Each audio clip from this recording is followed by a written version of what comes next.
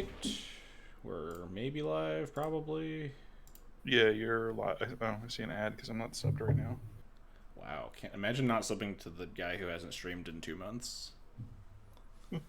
Oh man, my Prime sub isn't good for 4 days. You're just gonna have to Un- starve. Unlucky.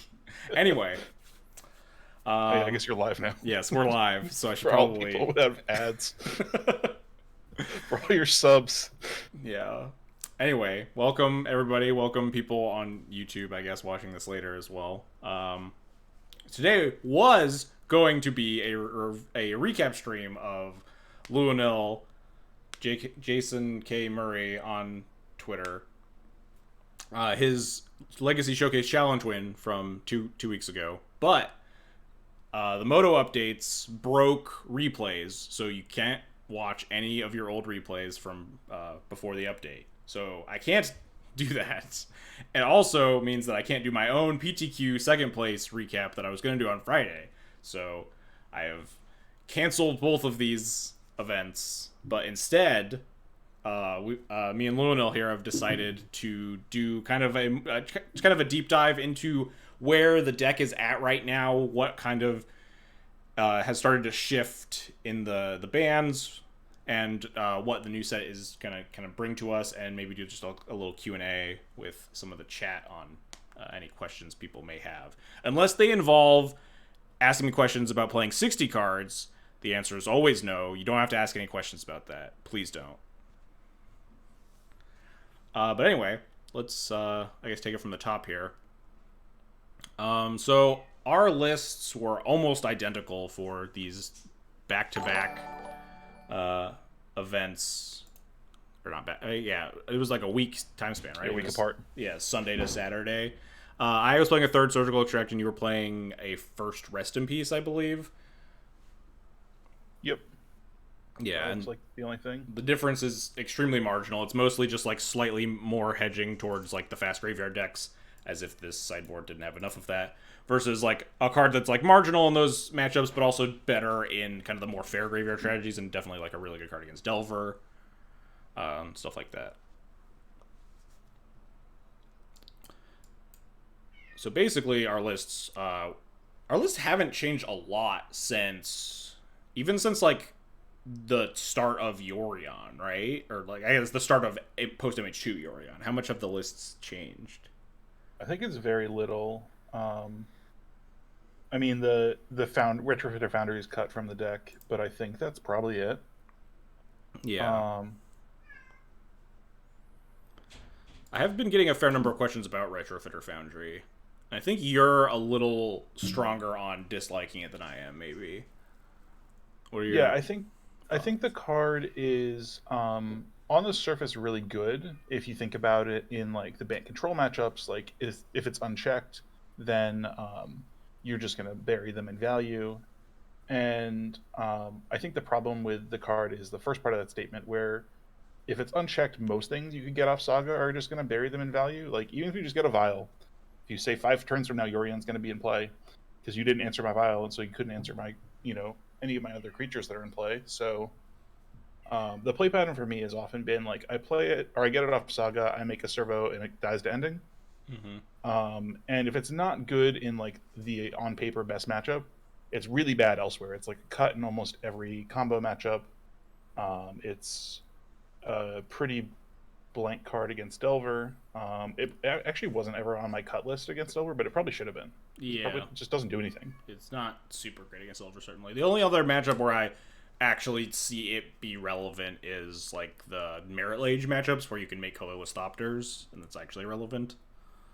Yeah, I mean, yeah, it's definitely good like there, but there you're actually so far ahead that like Yeah, Solitude that matchup's and already really good. yeah, everything's just good there. Um, so I don't know if like Soul Guide Lantern is like actually amazing to have, but I didn't want to like go no Saga targets beyond Shadowspear Vial, but thinking about it more and more, like if Black Red dropped off of the meta and it wasn't really good to have a Lantern in the main deck, I'd be fine to just have nothing or like nothing as a Saga target there and play something, play like the fourth Wisp or second Cathar Commando or potentially like Lion Sash. Yeah. Spoilers. I do kind of agree. I think the big thing about Soul Guide Lantern is specifically is that like obviously a good turn one hate against Reanimator or whatever in the blind, but like it's very rarely actually going to come up in your game once against Reanimator. I think the draw to it, at least partially, is that like it is a main deck option to fight Life from the Loams and Uros. Specifically, Uro not that scary as a Death and Taxes player, except for I found it a lot more obnoxious in the 4-color Yorion Zenith matchup because what Uro does is just kind of stalls them to the late game, and then they bury you with like the unbeatable Primeval Titan end game, which like the normal Bant or 4-color whatever decks, Anu piles, didn't really have. That you could just sit there and wait and kill 3 Uros, let them gain 18 life or whatever, and you could still just win because they didn't have any inevitability. But I do like that Soul Guide does let you proactively answer even like multiple Uros if you fetch it off Saga, exile an Uro, and then you have it sitting in play, and could potentially try to beat a second Uro with it without them gaining a billion life in the process. Yeah. Yeah, it was definitely like I swapped to the Soul Guide Lantern from a relic when I lost to Reanimator, months ago. But the play pattern against Bant being able to kill like multiple relevant cards, whether it's like a loam and a follow up Uro, or even just come down and tag a Wasteland so that it can't get loamed back and then exile the whole graveyard later is really potent. Probably the only matchup where that card is like worse than Relic is against Delver, maybe. But yeah, I've found it mostly worse than Relic against Delver. The play pattern that shows up a lot with Saga against Delver is that you'll just if they don't have a Murktide in play, I almost always grab a piece of Graveyard Hate and then immediately exile their graveyard so that I can't get Murktide for a couple of turns.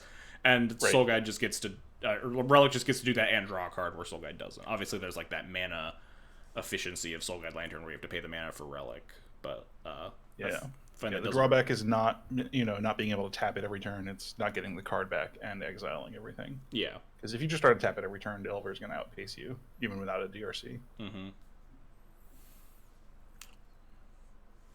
So yeah, I wouldn't be surprised to see Soul Guide go. Like, I wouldn't be heartbroken about it, especially with the access to stuff like Lion Sash, which we'll talk about more, I guess, as we get into it.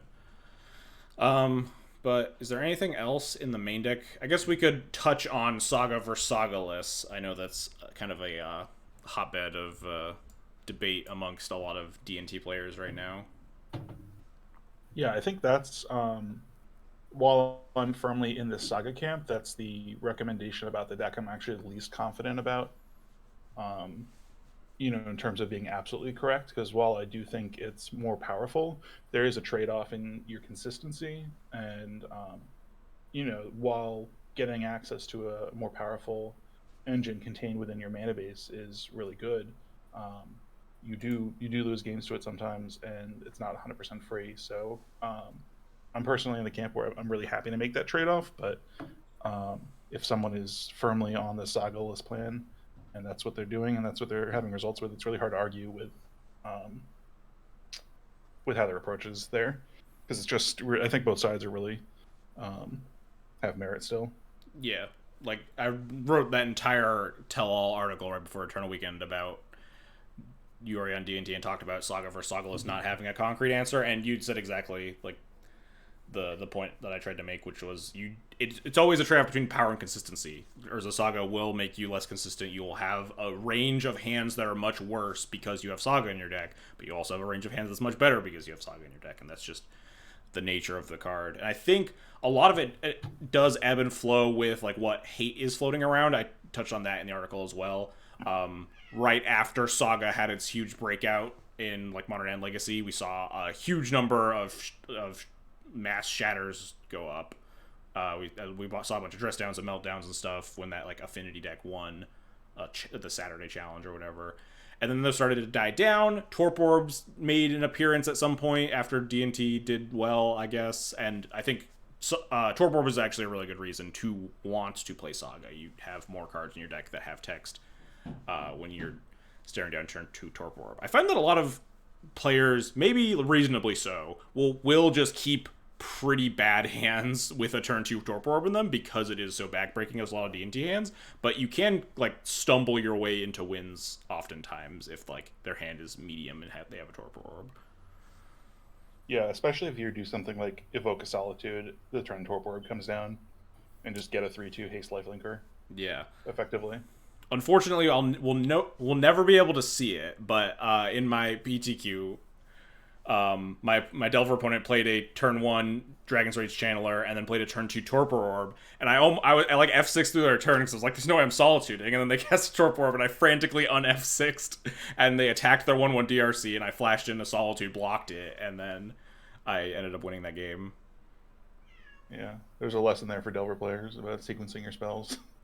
Really needed to get that scry, clearly. Yeah, one thing I want to circle back on that you mentioned is the prevalence of dress down being a reason, is like a source of saga hate. I actually think as long as that card's present, I'm more interested in having saga in my deck list, because it's really hard to fight through opposing dress downs without saga. It sucks to lose like the tempo of making a construct, potentially making another construct, and then getting dressed down, and having lost so much mana. But if you don't have access to saga, that dress down is just going to sit in their hand, and it's going to convert on another card, whether it's a Skyclave that was going to kill a Jace, or a Stoneforge on a critical turn, or just be able to come down and brick a Spirit of the Labyrinth and let them cantrip for answers and then kill a mom. So despite being like ostensibly a hate card for Saga, if that card's not going away, then I think we almost need Saga to play through it. Yeah, that actually makes a lot of sense. I fully agree.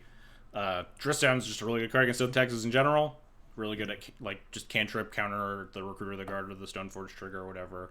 Or like you said, fight through like Mom, Spirit of Labyrinth is something like your best starts against those types of decks, and then they can totally get bricked by like cast my Dress Down and then plow the Mom or the Spirit or whatever. Also in chat, barely 222. Yes, I do think 60 card D&T is not worth playing if you have access to the cards for Yorion. It's just significantly better. Almost everyone I talk to at this point is only playing 60 card because they can't afford it. Yorion, which is reasonable. Solitudes were very expensive. But yes, if you want to win with Death and Taxes, your best bet is put Yorion in your deck for sure. Anyway, I think that's most of the stuff in the main deck. We can all make fun of Timeless Dragon and laugh because maybe we shouldn't have it in the deck, but Timeless Dragon's great, and it's going to take a lot for me to cut it. But we'll talk about that more too. Oops. Let's get into the sideboard here, because this is another thing that I got a lot of questions on. Understandably so. The sideboard looks a little bizarre. It actually looks a lot like my original post MH2 builds of Yorion. Right at the very beginning, I put 4 ley lines in the deck. So where are we at with the sideboard right now? I think this was either brilliant or crazy, and I still don't know which. Basically, the prevailing wisdom in D&T has always been like, you can play Leyline, but it's generally better if you don't have to. And I don't know if how this came about actually, if it was something like someone's talking about in chat or something, but I eventually queued up a league with Leylines and all the other graveyard hate, and it was just like fine. Black Red had just won the showcase with Canister's End, and it was everywhere in leagues, and I was playing main deck Leylines decks for a while because I couldn't bear to play anything else. And the leagues were so right up to the Ragavan ban. The leagues were such a dumpster fire. It was just like 2 to 3 black-red opponents every single league. Right. So like obviously the healthy choice is like don't play Moto if that's happening, or do something really wild. And I mean the idea is that the main deck beats everything fair, and gear your sideboard for the most popular unfair deck and dodge the rest. And I kept hitting Ant in leagues, and like, despite zero dedicated Storm hate and just some graveyard hate, I'm still doing okay against it. And it got me thinking about like how Deafening Silence, while a great card, is not very good against the current play patterns of Black Red. Um, and 1 second, my cat is screaming to be let in. yeah, wouldn't be a stream without a cat. She demands to be let in. Anyway, continue. Yeah, I don't know. I actually forget if I came up with this or if someone else mentioned it or if I like ran it past someone as a sanity check and they didn't say no. But I just kept like pushing and pushing and pushing and tried to get my I think what's good about the sideboard is that against Black Red you actually have 14 really good cards, which wasn't really true before. You had like 10 good cards and 4 okay cards. So in terms of like having a cohesive plan about approaching an event where your sideboard is going to beat one thing, and then there's obviously some cards that are targeted. And we're not playing all max surgicals, max ley lines, max rest in peace. We're still playing other cards that are reasonable. We're playing like Cage to hit other matchups like Elves. Needle is like a broadly applicable card. But yeah, it was working well enough, and I think I would play. I would continue with this plan if I were playing SCG Philly this weekend. I think I like the idea of loading up on a specific combo archetype and sort of trying to hate out that. And even if Black Red isn't the best combo deck at the moment, it's the combo deck that D&T is best positioned to fight against with the sideboard, because we just don't have the cards to really lock out like Doomsday or even Storm combo. I don't really think they can play through like a pile of Deafening Silences and Mindbreak Traps. Whereas I think this sideboard, despite being all in on one specific archetype of combo in Graveyard, they're still applicable against other things like control, against lands. So I think it's unhinged, but I think it's like my kind of unhinged. Yeah. I think at some point I named Sky Noodle Taxes but unhinged. I might have deleted it and changed it at some point, but that's when I like cracked and put ley lines in the sideboard. But yeah, I think specifically it was just Storm combos like on life support at this stage of the format. Ant's been dead for a long time, I think. Sorry to all you Ant players out there. I played against Ant in round 2 of the PTQ, and then I won with my 0 Storm Hate sideboard, and they were in the O2 brackets. That, I guess, kind of tells you something about Ant, maybe. I hit Ant like 4 times in a league when I was testing this sideboard, and then I still went like 2-2 against it, and I was like, maybe Deafening Silence, despite being the best Storm card, is not actually that good. Yeah. The big thing is that, like, with Ant being, like, non-existent, the only combo decks really are like Doomsday and Show and Tell, and then Graveyard. And Doomsday is just unwinnable. You can put Deafening Silence and Mindbreak Trap in your deck, you're still going to lose.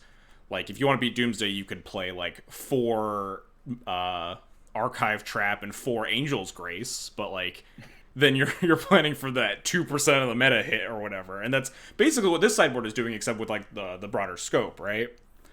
We're just planning to lose to Doomsday and beat all the Graveyard decks instead of, beat Doomsday and lose to all the Graveyard decks or whatever. And then Sneak and Show is kind of whatever. Sneak and Show is already like a decent matchup even without any hate, like with Solitudes and Thalias and Spirits and like Port and Peacekeeper and stuff. We have a lot of good Sneak and Show cards anyway. And that deck is also, I don't want to say dead because it definitely is less dead than the Storm decks, but it definitely shows up a lot less lately. Yeah, I did hit Omni in my first round of the showcase that I won, which is probably even more advantage than Sneak and Show proper, because there's only one Emrakul to Solitude, and if you do that, they really just can't win. So if your opening hand has 2 Solitudes, like and a Caracas, GG. They need 2 forces. Um, yes, as Chap pointed out, it was JPA in that I faced. I'm talking about a prelim. Okay. Oh yeah, it was also JPA in the showcase challenge. He beat like the classic round one JPA matchup. Yeah, I believe my reactions to playing in the event were okay. I'm going to play this bad deck, and then like 10 seconds before the timer was ticking out, I was like, all right, I should play a regular deck. And then I get paired against JPA, and I'm like, okay, well my decisions didn't matter, and then I guess they mattered a little bit. I had a similar run around because my round one was into play. I was like, well, I'm fucking dead. And then except unlike you, I fucking died. And then I was like, well, the last time I lost to Green Post was my only loss in the showcase challenge that I won. So I'll just run back 8 straight wins, and then I did, and then I got into the top 8. So clearly, losing to Post is the play there. But circling back to the sideboard here, basically, yeah, we're planning for the combo deck, the most popular combo decks, and the combo decks that we can beat, basically. And I think that's pretty fine right now until obviously the meta will ebb and flow. At some point, people have to stop playing Reanimator. It had like a 36% win rate this past weekend. Like, it's bad, but people keep playing it, and I don't know why. I mean, I do wonder, specifically in the PTQ, how many people played it because it did well in the showcase and put a player in top it 8. did well in a big recent And event. yeah, And Arkin did well with it like the past weekend too, right? yeah, I mean, Arkin did top 8 at both events, but Yeah. how many people picked the deck up between the two events based on his result and didn't play it very well? Yeah. Because like there is a huge drop off in like the experience level that like picked up in leagues after, after Canister won the showcase Yeah. at the end of last year with the deck, and all of a sudden it's flooded with people who are going for turn 1 reanimate Chancellor, which if you've played the deck at all, you know that you can't do that. So I didn't actually look at the data from the legacy data collection project to see if there was like an uptick in total number of players and a decline in win rate, or if it was just kind of flat between the two events. Yeah, I'd have to go take a look at that as well. But yeah, that makes a lot of sense. And especially like PGQ specifically more so than like challenges or whatever is like you do get some non-legacy players that just want to try to spike something, and like if you're familiar with Legacy and like you know your way around it, you're gonna pick Delver up to like try to spike a PGQ because it's the best deck. But if you're unfamiliar with Legacy and you just want to try to like free roll some people, Red Black Reanimator is one of the better decks to try to cheese some wins with, I guess. So that does make a lot of sense that it would kind of keep showing up in force. Yeah, for sure. As for this weekend in a paper event, I'm not sure. I don't know if I'd play like this dedicated of a sideboard, because in paper it feels like, especially with so few paper events existing, it feels like you would see more people just come out of the cracks with their pet deck. That happens a lot more in paper than it does online. So I would expect to see just random bullshit a lot more. For sure. I think going to a paper event, especially kind of what seems like the first big paper event if you're outside the Midwest, because obviously NRG has been up. But I don't actually know how big their events are, but maybe it's just East Coast bias, but it feels like SCG is sort of like a tier above in terms of popularity. Yeah. Certainly my circles are more buzzing about this event than, very few people I know were getting on a flight to Milwaukee for an event. Yeah, I would agree. Energy is picking up some steam, but it's definitely not. Yeah, we're not on an SCG scale. Yeah, I mean, I don't want to dismiss what they've done. They were amazing bringing back paper coverage so soon and did a great job with it, and ran events pretty safely from the looks of it. So that's huge, especially for a format that needs all the support it can get. Yeah. But I always feel like, at least on the East Coast, Delver comes out to a huge degree. Philly proper always has feels like there's some lands people that come up, but and this sideboard isn't too unreasonable against lands. Yeah. Having 3 surgicals is like nice against lands. I hate Leyline of Void against lands. It's so bad. Like, Yeah, I don't even bring it in. I just rely on the surgicals to try to try to tag sagas and let them loan back lands that don't matter.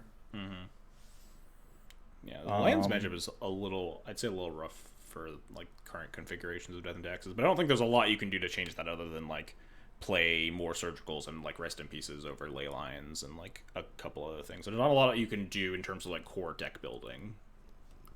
I think that's just kind of a rough matchup right now, and that's just how it goes. Yeah, I would prefer not to see lands, but it always feels like the lands players that you run into at the regional SCGs here are really good, so you're going to see them at the top tables if you're there. Would you prefer to see lands or elves? I would rather see elves right now. I would agree. I think not a lot of people. I think it's not a lot of people's instincts. I do see a lot of people that are just like, "Oh, elves just kind of face rolls D&T," because that's been how it works for 10 years of Legacy or whatever. But I think lands is a worse matchup than elves right now, and that's not just like lands is like stone unwinnable. It's just that like elves is a lot closer to 50-50 than people think right now. Yeah. I mean, I don't know when that shift happened. If it was with the printing of Valakut Exploration, because we also got Skyclave in that same set, so it's hard to say if that was the moment that it flipped, but definitely since the printing of Saga, like elves got nothing relevant to D&T in MH2. I don't think. I mean, Grist maybe to an extent. But yeah, Grist is pretty. The Solitude is a much bigger gain. Yeah, Solitude is a huge gain, and Saga is a huge gain for lands against everyone. Yeah, I've been high on lands for a long time, going back to before I convinced you to play in the showcase. So, yeah, I don't know how lands isn't winning more things, but yeah, it feels like the only reason lands isn't winning more things is because like not enough people are like playing it. It feels very similar to D&T in terms of matchup spread. Like theoretically, it should be very good against Delver, good against the control decks, and just like dog shit against combo. But like you get to like play your sideboard for that. Yeah, and you're like naturally set up to beat Black Red is the most common combo deck still, and you have crop rotations and Majuka Bugs, so it's not like you're 0%. And then you get Endurance, which actually just helps you in those graveyard matchups, then also against Doomsday, which is like the next tier down of like popularity of combo decks. Then you also get like Rebs, which is in that same vein, good in fair matchups, then also good against Doomsday. So I think it has felt like from an outside observer at least that lands has a similar matchup spread to D&T, but just like maybe a little bit worse against, like, say, Delver or something, and then better against some of the combo decks.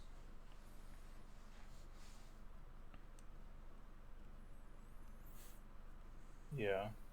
I mean, I think, I don't know, sometime around the time that Spirit was added to the deck as a 4-of, Elves started to get beatable, and then they kept printing removal spells attached to creatures for D&T, so just gets better and better when you can kill other things. Yeah, when the deck started playing Spirit and then started playing Skyclave Apparition, I think it started to turn the corner for Elves, and then Solitude really kind of solidified Elves or D&T having a reasonable matchup against Elves. Even like Urza's Saga, having additional ways to like fetch your Grafdigger's Cage. Grafdigger's Cage on turn 3 off of your land is really big in the matchup. I will like always play Saga on turn 1 versus Elves, basically. Yeah, I mean, I'll play Saga turn 1 against most combo decks that has any relevant text against. Yeah. Even against like Sneak and Show, it's not necessarily free if like you want to get a needle, but it's generally tempting. The pressure is also good against them because they're a slower combo deck. But anything like Black Red or Elves or yeah. Even opposing Saga decks potentially just to get a needle early. Yeah, because D&T is one of the worst Saga decks, so usually stopping their Sagas is better than getting your own online. Yeah, for sure.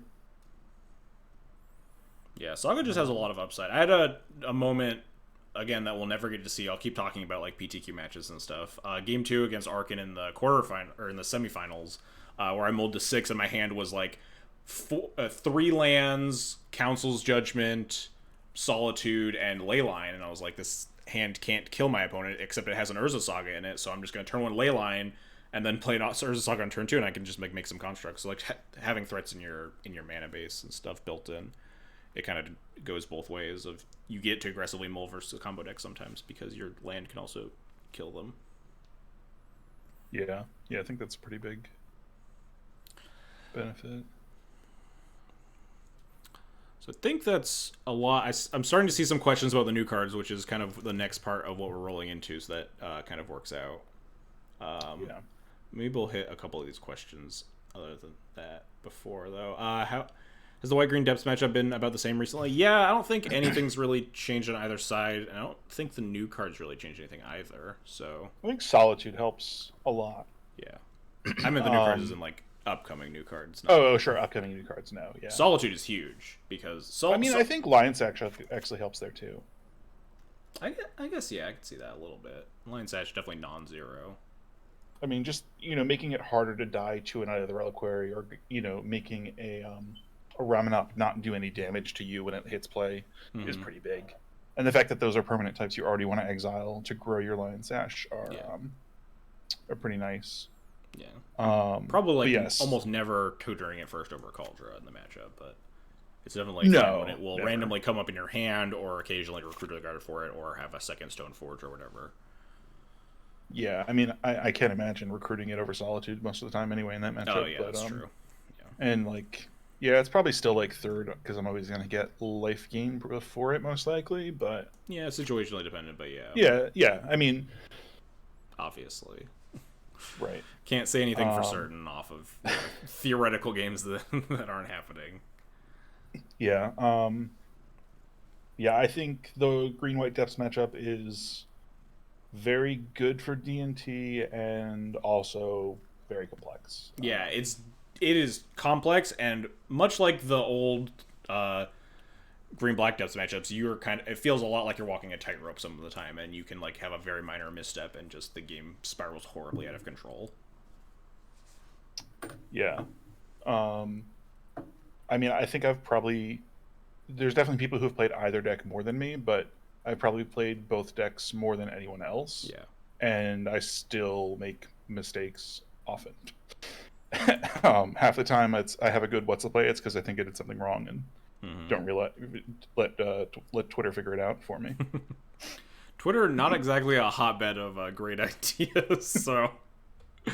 Well, that's the thing, is they can never make you lose a game. It's not like Twitch chat. Yeah, that's fair. You can just see people post and then be like, "That's a terrible fucking idea," rather than die.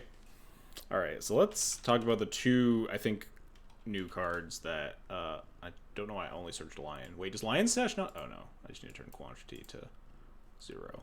Lion Sash. Does Lion Sash not exist? No, people have been opening it. Sash. Possessive. Lion's Sash? No, it's Lion Sash. It exists. We did it.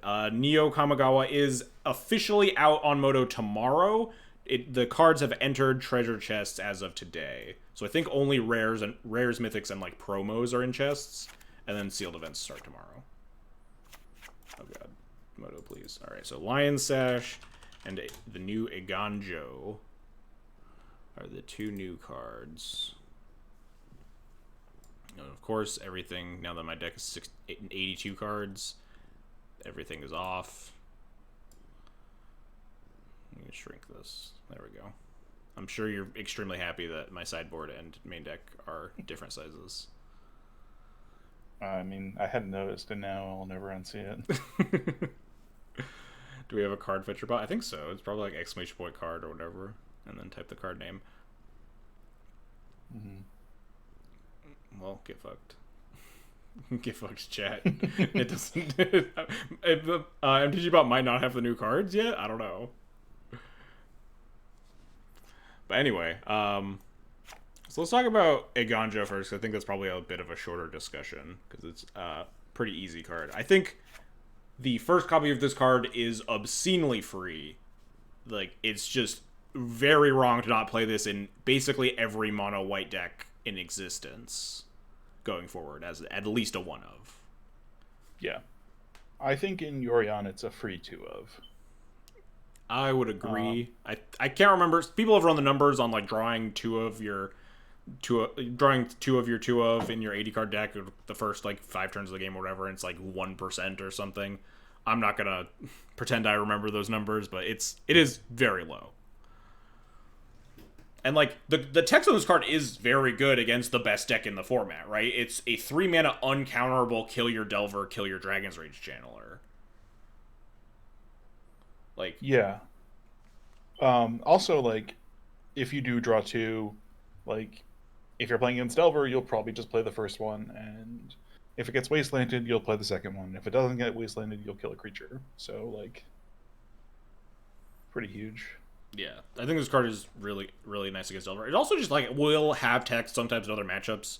It conveniently does kill a surprise endurance, so if you attack and do it in endurance, but you have this in your hand, just don't cast your spell pre-combat, and you have a chance to kill it before it just gets to eat your creature for free.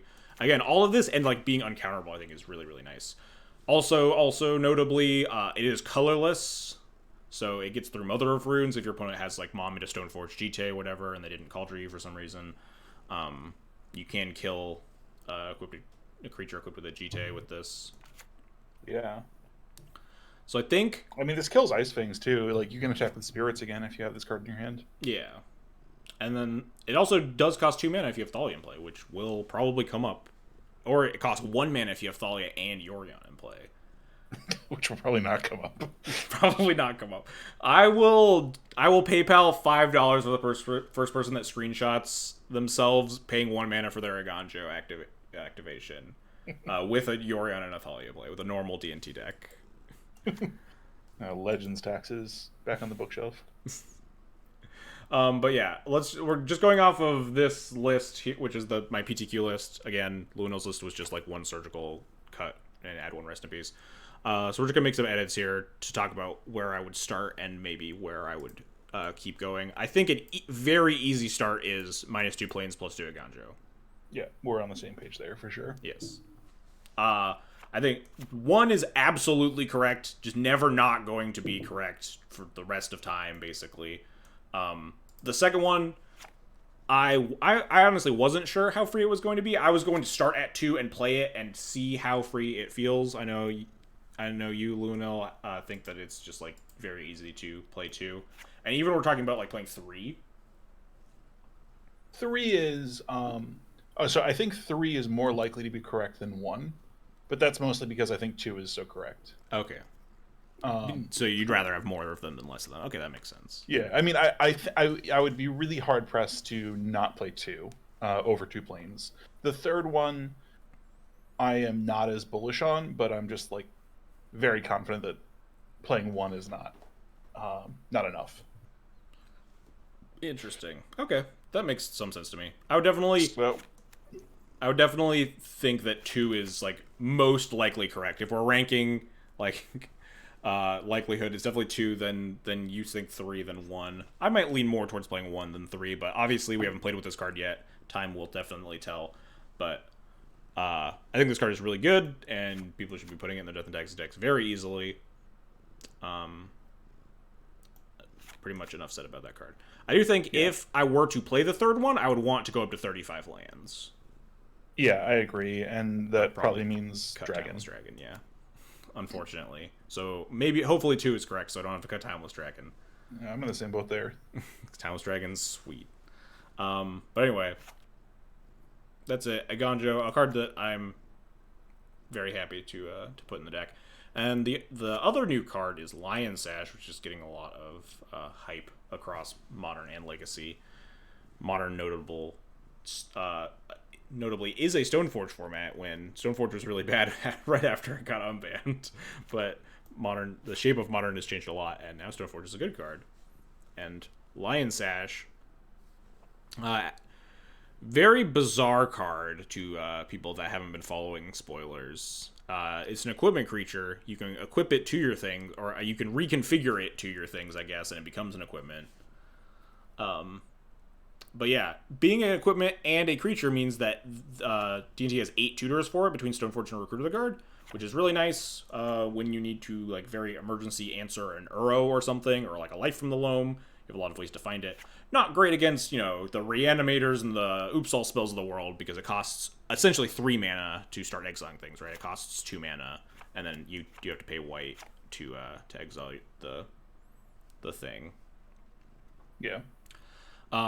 That's what I try to always emphasize about almost all main deck graveyard hate is it's just never going to be good against Reanimator game one because it just won't matter. You're not going to find it's not going to come up. It's like the Soul Guide Lantern is barely good against Reanimator in the main deck, right? Because it's like, what are the odds that you're going to have your Soul Guide and then know your opponent's on a Reanimator and then also win the die roll and then blah, blah, blah, blah. So many things have to go right for it to come up, but it does come up occasionally. But more importantly, this card does a lot of cool things against Uro, a lot of cool things against Life from the Loam. Really cool against Dragon's Rage Channeler, because if it's alive and your opponent has an active Dragon's Rage Channeler, they have to attack, and then you can activate your Lion Sash and turn off Delirium and then block it, which your thing will likely be a 2/2 if you're eating their Delirium, and then you can just free eat Dragon's Rage Channelers with it. Yeah. I think the biggest issue, my biggest issue with this card is how much spare mana I have in games. And with Saga, with Yorion needing to be added to my hand, with Rashad Imports needing to be activated, with, leaving mana up to play around days, potentially, with Iganjo to activate. I mean, I guess Iganjo and Lion Sash are kind of a combo because they're both instant speed, but the number of games I have spare mana to sink into Lion Sash is just very few. I'm like somewhat convinced the first copy is really good and just like cut Soul Guide Lantern from the main deck for it to test it out. But I'm not as into this card as I think some other people are. Purely because just the amount of white mana you have to sink into it and the amount of like times D&T is stuck with awkward white mana. If you have a port and a plains, like, are you porting them? Are you growing your Lion Sash? Like, there's a lot of tension, I think, for that, and the deck is very mana hungry, which is part of why Aether Vial is such a good card in our deck. Yeah. So as good as the card is, and as like broadly applicable as the game one options are for it, it's like, for a card that's so recruitable, so you can access it when you need it to be, when you need it. I'm not sold on playing like multiples in my deck. Yeah, I've come around to like closer to your opinion. I think when I first saw it, I was more interested in it. I think this card is going to live or die based on how relevant it ends up being in practice against the fair decks, specifically like the Uro decks and Delver. Because I do agree this card is very mana hungry, and D&T is already just such a mana hungry deck. I think if this card is good, like really good versus those decks, then you will want a second copy because it is very recruitable, but it's also very killable. So having easy access to a second one, if it becomes relevant after the first one gets bolted or plowed or whatever, is something that you'll want to do. That being said, I do think the first one is just going to be very good, and that's pretty easy. I think in a lot of Stoneforge decks, you're just going to want to play a Lion Sash because it's a very reasonable one of. In comparison to Skews, do you think the life will be relevant? I think the ability to eat any permanent and get bigger is much more important than the ability to gain life. Obviously, you'd want to gain life with it sometimes, but I think the ability to just like eat fetch lands or what have you and get out of bolt range or kill your opponent with it is going to be more reasonable on average. Yeah, I think there's matchup. I think against Delver specifically, you'd rather have the option to gain life.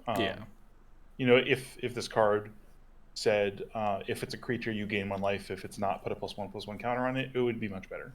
But I think it would actually be strictly better. I'd have to remember the text of the card. It wouldn't. You wouldn't get bigger if you ate creatures then, so it wouldn't be strictly better. You'd be getting so it grows off permanents. Okay. Yes, it grows off of any permanent. So if it was like a non-creature permanent, you grew, and if you gained a life off a creature, I think the card would be much better. But it's not such a big drop off, and having a passive graveyard hate card against a deck like Lands that also kills your opponent quickly is pretty tempting. Yeah. The fact that you can use this mana in response to getting ported, also pretty good. Mm-hmm.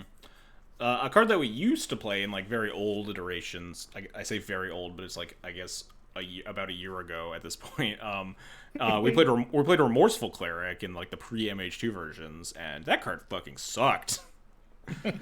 Yeah. God, that card was bad. So while this isn't Rip Bear, the recipe spare that all D&T players dream about when they go to bed at night, I think this card is very good, and like it's not Rip Bear quality, but it's definitely going to make an impact. One thing that I hope people won't fall for, but people will inevitably fall for, is that like because this is a reasonable card against like control or even against Delver or whatever, people will just start Cauldron checking their control opponents less, and I think that's just almost always going to be wrong. Cauldron checking is just so I find that you get Cauldron so much more than anything else in the deck, just because it's like, hey, you have a removal spell, then I have this Cauldron in my hand, and I'll just wait to try to put it into play later, Recruiter Stoneforge, or just hit 7 mana or whatever. And if you don't have a removal spell in your hand, then you just get fucking killed. And I think some people might get tricked into like, oh, if I play my turn 2 Stoneforge against control and then they just like plow it, then I'll have this Lion Sash and I'll have another creature and I'll 2-for-1 them. But just like sometimes you gotta Cauldron check. And I think people will maybe get tricked into that because previously there hasn't really been a good tutor card for Stoneforge since we cut Sword of Fire and Ice in those control matchups. It's like, oh, am I going to get my Battle Skull? This thing still costs 1,000,000 mana. I might as well like grab Cauldron. So don't fall for that. Yeah, I'm kind of glad all my replays broke because I'm pretty sure I got not Cauldron more often than ever, and I had really good reasons, but a lot of people would have gotten the wrong idea. I'm pretty sure I grabbed Cauldron just almost every time and just beat people to death. I did grab, I guess, that one probably my match against Sylvia in the finals. I didn't grab Cauldron, but that's because my hand had a Battle Skull in it. Yeah, I did hit 4 Delver opponents, so that's part of why. Yeah, Cauldron checking Delver is definitely like the least likely place where I've grabbed Cauldron because Battle Skull and GTA both are like much more relevant in that matchup. But against like combo, it's just always Cauldron. Against control, it's almost always Cauldron. Right. Do I ever see Sword ever coming back? I would not be surprised to never see Sword of Fire and Ice again. Maybe it comes up eventually, but Prismatic Ending existing in the format is such a knock against that card. The card was already always like pretty expensive and clunky, but the fact that it's now just very easily answerable by all the control decks, which was the best matchup for the card by far, means that just like you're much more interested in grabbing. Even without Cauldron in the deck, a lot of times I would rather just grab Batterskull than Sword of Fire and Ice because they can't Prismatic Ending a Batterskull. Yeah, I think that's a big... I was pretty high on the train of we need to sideboard Sword of Fire and Ice in our 60-card sideboards so that Stoneforge is a relevant card against control when MH2 initially came out. And if I was building a 60-card list now, which I wouldn't play Sword of Fire and Ice. I'd probably play not even 4 Stoneforges, which is just a radical take on where Sword is in the format, I guess. Yeah. Kind of want to... Okay, so I guess, first off, I think an easy, again, maneuvering from the PTQ list, I think I'm happy moving the Soul Guide Lantern to the sideboard and then just, like, shaving down the second cage that we had in there for a while. And then that makes it a pretty easy 80 and 15 again. Yeah, I think that's defensible. I could see not playing Needle if you like really wanted to nitpick like the sideboard, like probably like easily the 13th and 14th cards, because we're playing a 14-card sideboard, are the second cage and the Needle for me.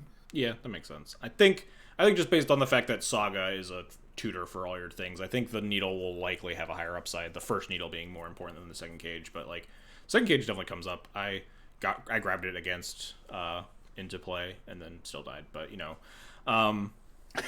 When your first cage... That's Force of Vigor matchups. Well, no, he blew up my cage, and I found a second cage later. I didn't get 2 cages Force of Vigor, thankfully. But in like both that matchup and against Elves, having access to the second cage has been relevant.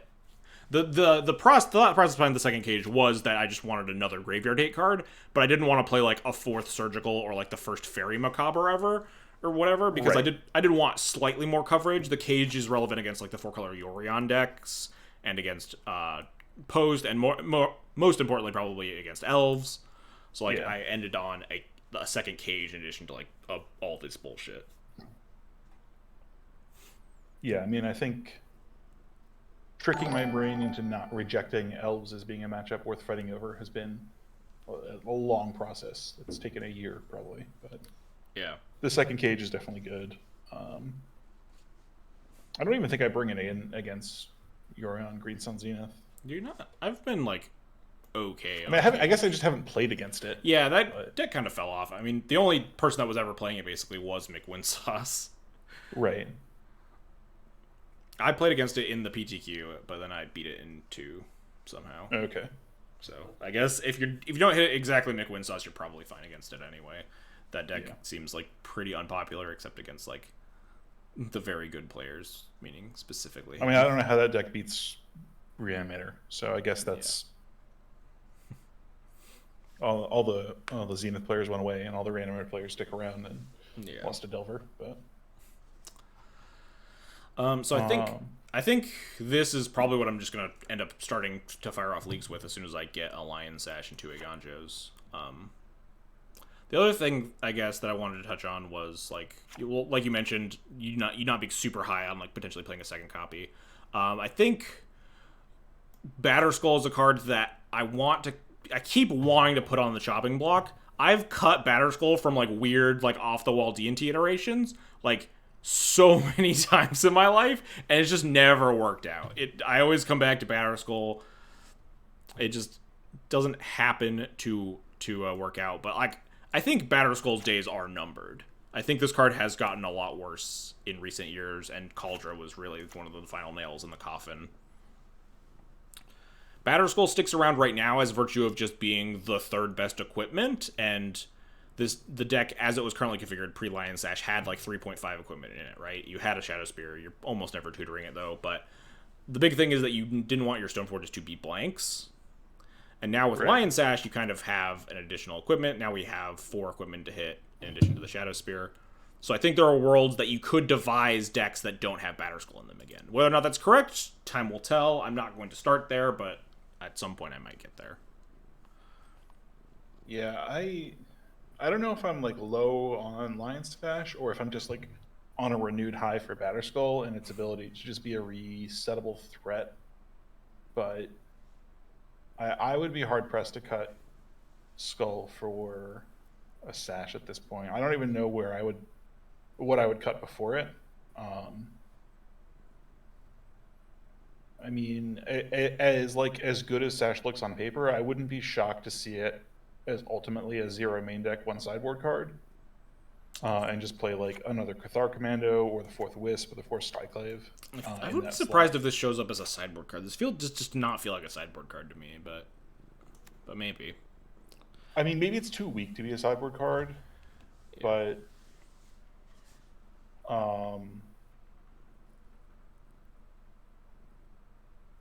it strikes me as a card that maybe is not good in a lot of game 1s, but game 2 I can sculpt my plan around it more and like use one of my tutors on it. I don't know. Like all the fast matchups, it's not going to be good because you won't have time to tutor for it. It's just very low. Yeah, I can't ever imagine getting to 2, but you will have to play the games, obviously. Yeah. I mean, I could be eating my words in 2 days. Yeah, it's definitely a card that's hard to analyze because like when the card initially got spoiled, people were super excited about it, but I do think it is. I am definitely lower on it now than I was when I first saw the card. The mana hungriness of the card in a deck that's I have been saying since like we started playing Yorion is like this deck is just so obscenely mana hungry, and that's the reason I didn't want to play Saga at first. Is just because you had so many mana sinks already between all like the recruiter value and like Yorion flickering your stuff and just gaining more card advantage, all that stuff. So we will eventually hit an upper limit on things that want a bunch of mana. But Saga has shown that we haven't hit that point yet. So time will tell on Lion Sash. But I do think this is a card that people will want to get out there and start testing with because it will like change a lot of play patterns.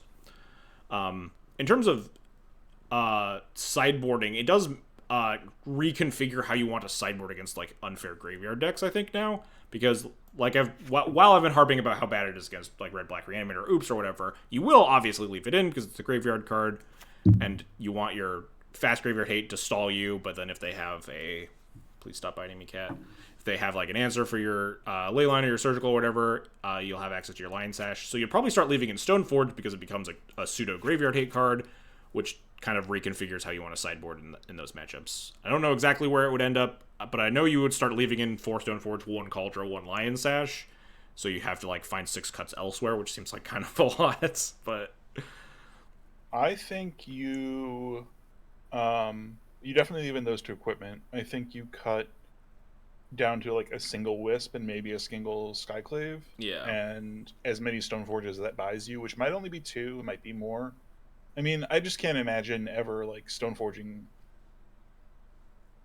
I don't know. If I'm alive, that probably means I have Hate in play, which means I probably want to Stoneforge for Calder anyway. But I almost consider like Stoneforge for this is like a backdoor. Like I have a Vial and it's turn 3, like, and I drew Stoneforge and I don't have enough Hate, so I get it. And cast it and have a mana up. Yeah, it makes sense. I would probably grab it if you like have like a Surgical in hand or something a little bit weaker, where you're just like, well, I can just get Thoughtseize and die. Yeah, I think an issue with like, with getting the card is, it's exposed to Serenity, like all your other hate. So if you have permanent based hate, I'm less inclined to grab it. Notably, if it dies to... If I hand hate, then yes. Yeah, it dies to like Wear Tear specifically too. If you have a Leyline in play, it'll get hit by the back half of the with a Wear Tear. If they have 3 mana. Well, that's less of an issue because you can hold it up in your hand and just put it in. Oh yeah, that's true. Instant speed. Like you don't have to commit it to it's a really slow, and you need some other pressure. But yeah, if you have 1 white up, you can have like an instant speed. What's the card that exiles 1 card from your opponent's graveyard? Coffin Purge. Yeah, well, there's a white one. There's a color shifted one. But yeah, it's a 1 white Coffin Purge or whatever that's immune to like the shatters. If it's in your hand, and then if they Thoughtseize you, you can put it into play, and then they have to shatter it, which is kind of cool. Can you recruit a Lion Sash? Yes, it is a creature. Yes, you can. Which means it's way cooler. Yeah, I mean, I agree that this is where I would start with like a list for a major event. I think I would do something weird and play like 3 castle and cut a 3rd plains, but make sure my third castle had like a foil or an alternate art, so I could distinguish it. So you could tell when your third. And I might even do something like play 81 and play its 2nd Lion Slash as low as I am on the card. Like, I just want to get reps with it. Mm-hmm. Yeah, that's the big thing. Yeah, with Lion Sash more like, than a Ganjo, I think it's definitely going to be a card that we have to play to figure out more. Purify the Grave. Yes, thank you, Akalef. 81 is popping off in chat. I don't think 81 cards is correct, but I want to draw the card, and I don't want to figure out another cut. Yeah, Dukes. If you have a Lion Sash equipped to something, and then that creature dies, it just becomes your Lion Sash just becomes a creature again. I think reconfigure text is while attached. This isn't a creature. So as soon as the other creature dies, it just becomes unattached and then becomes a creature. Yeah, and I think you can also pay the cost again to unattach it. Oh yeah, sure. It says or unattached from a creature. Yes, I didn't know that, but I guess that does make sense. I didn't know that until the rules update came out. Yeah, but I guess I could have if I read the card. So yeah, I don't know if reconfigure has reminder text on rares, so I don't know. Might just be Moto helping me out there with reconfigure reminder text. Do the counters fall off ever? No, until it releases the battlefield. As long as you don't wisp it. Yeah. Or Hex Mage or Hex Parasite or Yorion. I think I've covered my bases for remotely legacy playable cards. If you Charming Prince it. Yeah. I said remotely legacy playable. We've put Charming Prince in this deck before. I know, and I might put Charming Prince in this deck before the Flicker Wisp. Don't tell anyone. I don't know if that's right. The card I've kind of wanted the most back is the 4th Flicker Wisp. Specifically in the control matchups, I've felt like Kaldra. The play pattern against some control decks has felt like it has shifted from Stoneforge for Kaldra, they just kill my Stoneforge on site, the Kaldra is relevant 4 turns down the road, to they will let me Lava Axe them with a Kaldra and then kill it with a Prismatic Ending or a Plow or whatever, and then it becomes harder to reset. You need to like get your Yorion in hand, resolve it, or like find your Flicker Wisp or whatever. So like having access to like a higher ability to reset your Kaldra has been kind of something that has come up a lot against control decks, which is an effect I've been kind of wanting, but just haven't really found room for the 4th Wisp again. Yeah, I mean, if Lion Sash is not good, then maybe 4th Wisp comes back. I mean, I think that's like, yeah, I think that's sort of where I'm at on Is the fourth wisp in card. the board unhinged to consider? Yes, Yes, absolutely. that you should actually just play 81 cards before you put that card in your sideboard. The fourth wisp. If someone puts like flicker wisp in a D&T sideboard, it's absolutely no shot. I mean, if you consider it, that's why we don't play Retrofitter Foundry in our sideboard, because the card is, ostensibly good, but it's not high impact enough. And if it's not high impact enough in a main deck, it's definitely not high impact enough in a Yorion sideboard. If 80 is better than I, 60, 100 is even better. Yeah, if I could play two Yorions for 100 cards, then I would think about it. But unfortunately, that's not how the card works. I would play two Yorions for like 110 cards. I think. We reach diminishing returns at some point. I think that second point. Yorion's so good. I mean, if you think about it, like at that point you're having the other two Yorions in your main deck, so you're really getting somewhere. You're only down to like 108 cards.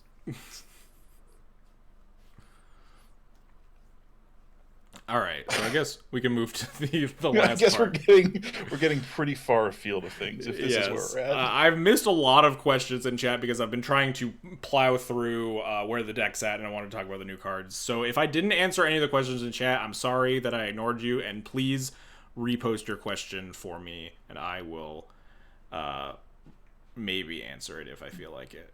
But I'm going to try to scroll up in chat and answer some of the people's questions that they asked as well, if I can. But it seems like chat's gone much too far for me to What's the Batterskull doing there? Batterskull is the best recursive threat you can get off of a Stoneforge. It's very rarely the best like card to, check your opponent in terms of getting into play on turn 3. But if you want a card that you can continually reset to be a creature, and eventually your opponent might counter it, but you can wisp it, you can bounce it and replay it. It's the stickiest threat in the main deck. Certainly, Yorion's probably the stickiest threat overall in the deck. It's also relevant against Delver, obviously. Again, like GTA is obviously a very good go-to life gain / removal spell, but Batterskull's harder to kill. Sometimes you get a GTA and then it's just like, okay, they have 2 lightning bolts. I'm just never going to connect with this. Batterskull, notoriously hard to lightning bolt, and gains you a bunch Also of hard to life. meltdown. Yes. GTA is not as free. I mean, when a Braid was around as the hate, then that was kind of a moot point. But when they're relying on meltdown, Batterskull is definitely harder for Delver to kill. How does D&T sideboarding change against the Murktide turns version of Doomsday? Fun fact, I don't think it does because I was living in Solitudes against Doomsday to start with. That matchup is so bad. Well, we might play Graveyard Hate, right? I get for what? Murktide? Yeah. What Graveyard Hate would you board in this sideboard? Well, I was already playing Surgical, so Okay, yes, we're already boarding in Surgicals. I guess I would play Rip, and you weren't playing Rip. Yeah. That's the same number of cards in, so I would probably not even be interested in Rip personally. I think a Murktide, especially out of Doomsday, would be a lot easier to beat than a Murktide out of Delver. Yeah. How important is it to have fun? Should I play things I like or no? I've always been a big fan of play things you like. To a certain extent, obviously, you want to balance. Winning's always fun, right? Or mostly fun. So if you're like making like really bad deck building decisions at the cost of like having fun, right? Like I just don't want to play 80 cards or whatever. Then maybe you should make different decisions. But like if you want to play your fun pet card or whatever, go for it. Like we're all playing Magic, right? If you sign up for a PTQ and you're like, I'm gonna get on the Pro Tour, maybe sign up with like the best cards you can. But if you're just in a league or whatever, or you're going to your LGS, register your fucking Mangara. Who gives a shit? Yeah, I mean, I literally joined the showcase with Lelia in my deck and then cut it 30 seconds beforehand. So I really have to say, play whatever you want.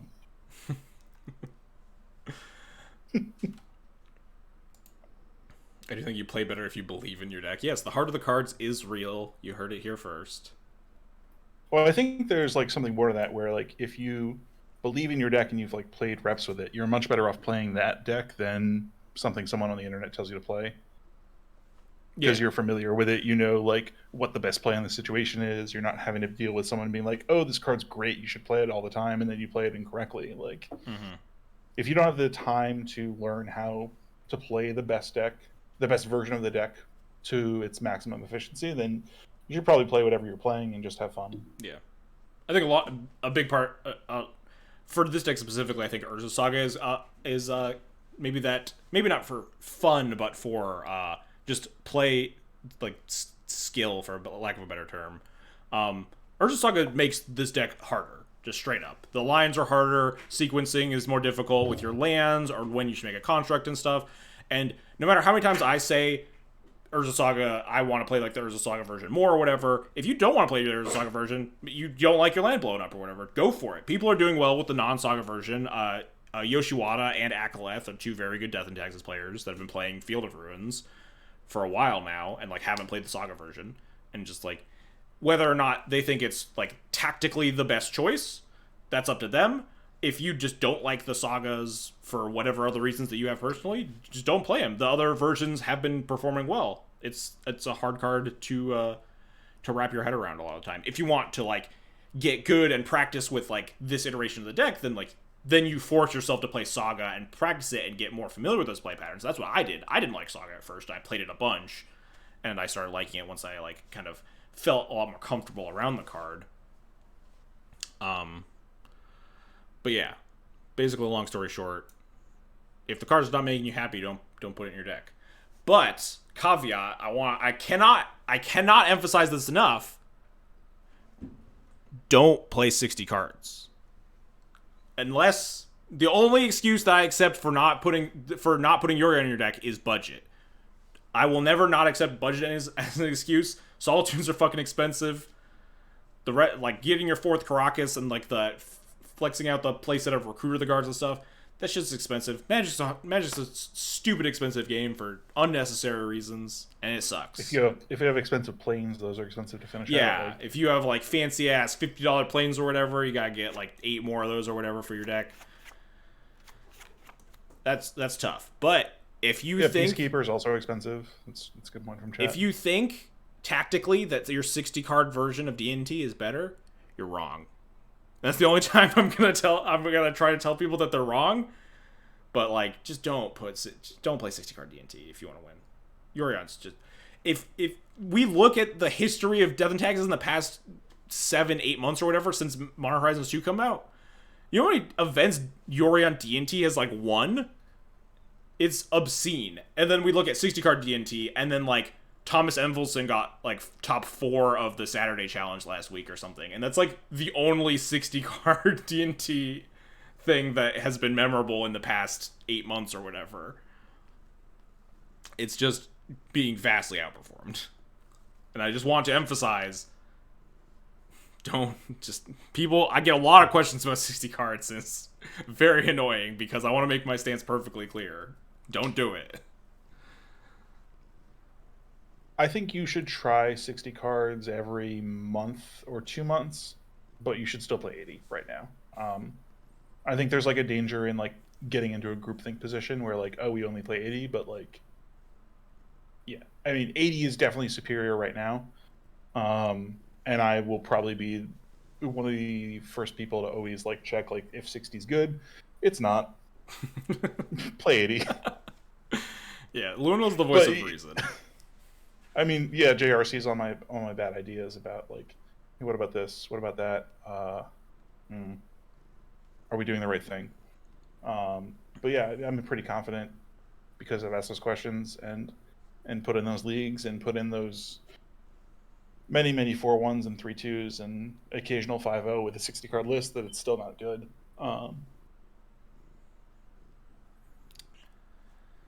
Yeah, Yorion's just really busted. Is the long and short of it. Like, we went back to 60 card, and it probably wasn't even correct. I think that was wrong. Yeah. With the Oko Astrolabe Arcanist ban, we went back to 60 cards, and obviously the time spent between that and Modern Horizons 2 was just, like, not really big enough to get a feel for 60/80. But I wouldn't be surprised if like Yorion D&T was still better during that time period. But the thought process was that the control decks get a lot worse because they lost Oko and they lost Lave, and the Delver decks get more aggressive because they lost Oko and they lost Arcanist. So like you want your more consistent like access to like your removal and your good cards against Delver, blah blah blah. That was the thought process, obviously. And then like things will always change, and that's always what you want to assess about like the difference between 60 and 80. And like Luinil said, it is a good refresher every once in a while. Go back to it. Check if it's good or whatever, but, you know, it's not. Elephant in the room. Is Sword of Hearthstone good right now? Luinil famously once once said, Sword of Hearthstone is a one-card combo. You attack with it, you get the trigger, and then you flicker your Stoneforge Mystic, and then you go get a real piece of equipment with it.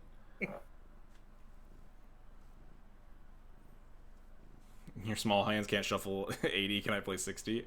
Okay, I guess physical limitations, yes. If you physically cannot shuffle 80 cards, then maybe you should play 60. I don't want to offend anyone out there that can't shuffle 80 cards either.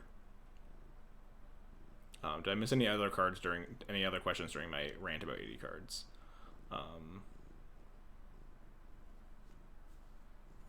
Subtweet Envolson more, I dare you. Engineer. I do want to emphasize also, it was literally Thomas Envolson that got top 4 in that challenge. None of us are Thomas Envolson. None of us have the skill to get top 4 with 60 card D&T.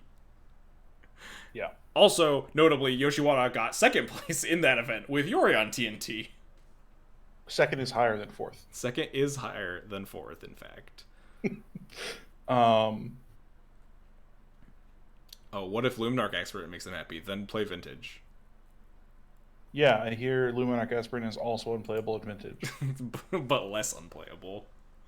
It's as playable as Thalia is in Vintage.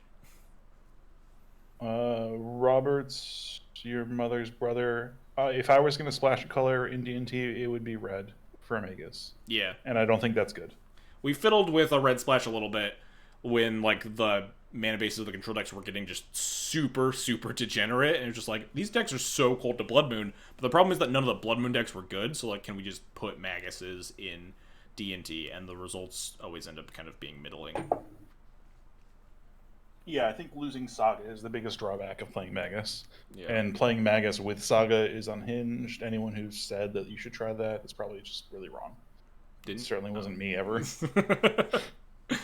Yeah. But yeah, I guess that also ties into Army's question. Even in later than 2004 D&T was Boros. It was Boros in 2015 and 2016 before Conspiracy. Yeah, anytime before Conspiracy 2 came out was like viable Imperial taxes because you played Imperial Recruiter. But since in a post-Recruiter of the Guard world, it was like you're very hard-pressed to splash colors in Death and Taxes. Yeah, I mean, if you want to splash, it's basically red for Magus. You could splash for black as well if you have like a redundant mana base, and like, but I wouldn't want to play Plague Engineer. I'd want to play Opposition Agent. And I think even that is not good. So Plague Engineer, like, if you want to dunk on elves, like we have cards to dunk on elves. Opposition Agent already dunks on elves. Like, I think there's better cards to do that. And I think Plague Engineer doesn't really have relevance outside of that Elves matchup. Yeah, I mean, there's a reason none of the fair decks are playing it right now. It's because it's not good except against, like, Elves and, like, okay against D&T. People really overrated Plague Engineer against Death and Taxes. It very oftentimes is just kind of like a 3-mana Flame Tongue Kavu. It'll enter play and kill an X1 and then can trade off with another thing later, which, is a decent card. It was obnoxious. I'm not going to say it's not a good card against Death and Taxes, but, like, it's not like getting Toxic Deluged or whatever, or Wrathed, or like some other good card against D&T. It was just like a fine card. And that's why no one's like playing it right now. Shout out to all the control players for cutting Wraths from their deck and becoming mid-range players instead. Yeah, it's been great. Not getting Terminus anymore. It just like people just playing 0 Wraths or like 2 Pyroclasms or whatever in the Jessica Hullbreacher decks. It's just been so good as a D&T player. Just like, I think honestly, this is kind of a hotbed topic amongst Vile players, was Prismatic Ending good or bad for your deck in terms of how the format changed? And I think for a deck like Goblins, where Vial was really, really good, and also just they just abused the shit out of Aether Vial way more than D&T did with very expensive cards. They'd rather, and notably were good against cards like Terminus, because they have a bunch of cards like Goblin Ringleader in their deck. I think Prismatic Ending is way better than the Wraths, but as a deck like D&T that can play a very honest game without Aether Vial, and that's one of the reasons that we moved towards Yorion, is because, the Vial truth is out there, we're all wrong, and you can just play normal games of Magic. You're much more happy to have your opponent have 4 Prismatic Endings in their deck than like 4 Terminuses on average. Yeah. The amount of times against old Miracles, 2018, before, like, where I would have a Vial or 2 Vials in play and get Terminus and lose because I didn't have any other cards, is tremendous. Like, that was just a form of card advantage for them. And now it feels like when the Prismatic and my Vial on one, I'm getting card advantage. But Yeah. I'm usually like decent. Like, obviously your Vial hands are just really good. You're always happy when you have any other Vial in play because you get to have your fucking Black Lotus that gives all your creatures flash and stuff. But like, this deck is very good at playing a normal, honest game of Magic against the Prismatic Ending decks. Do you guys get excited / sad when new cards get printed? Do you struggle dropping classic D&T cards, etc.? I had a very inspired tweet about that yesterday, which was find someone who loves you as much as D&T players love the 4th Flicker Wisp.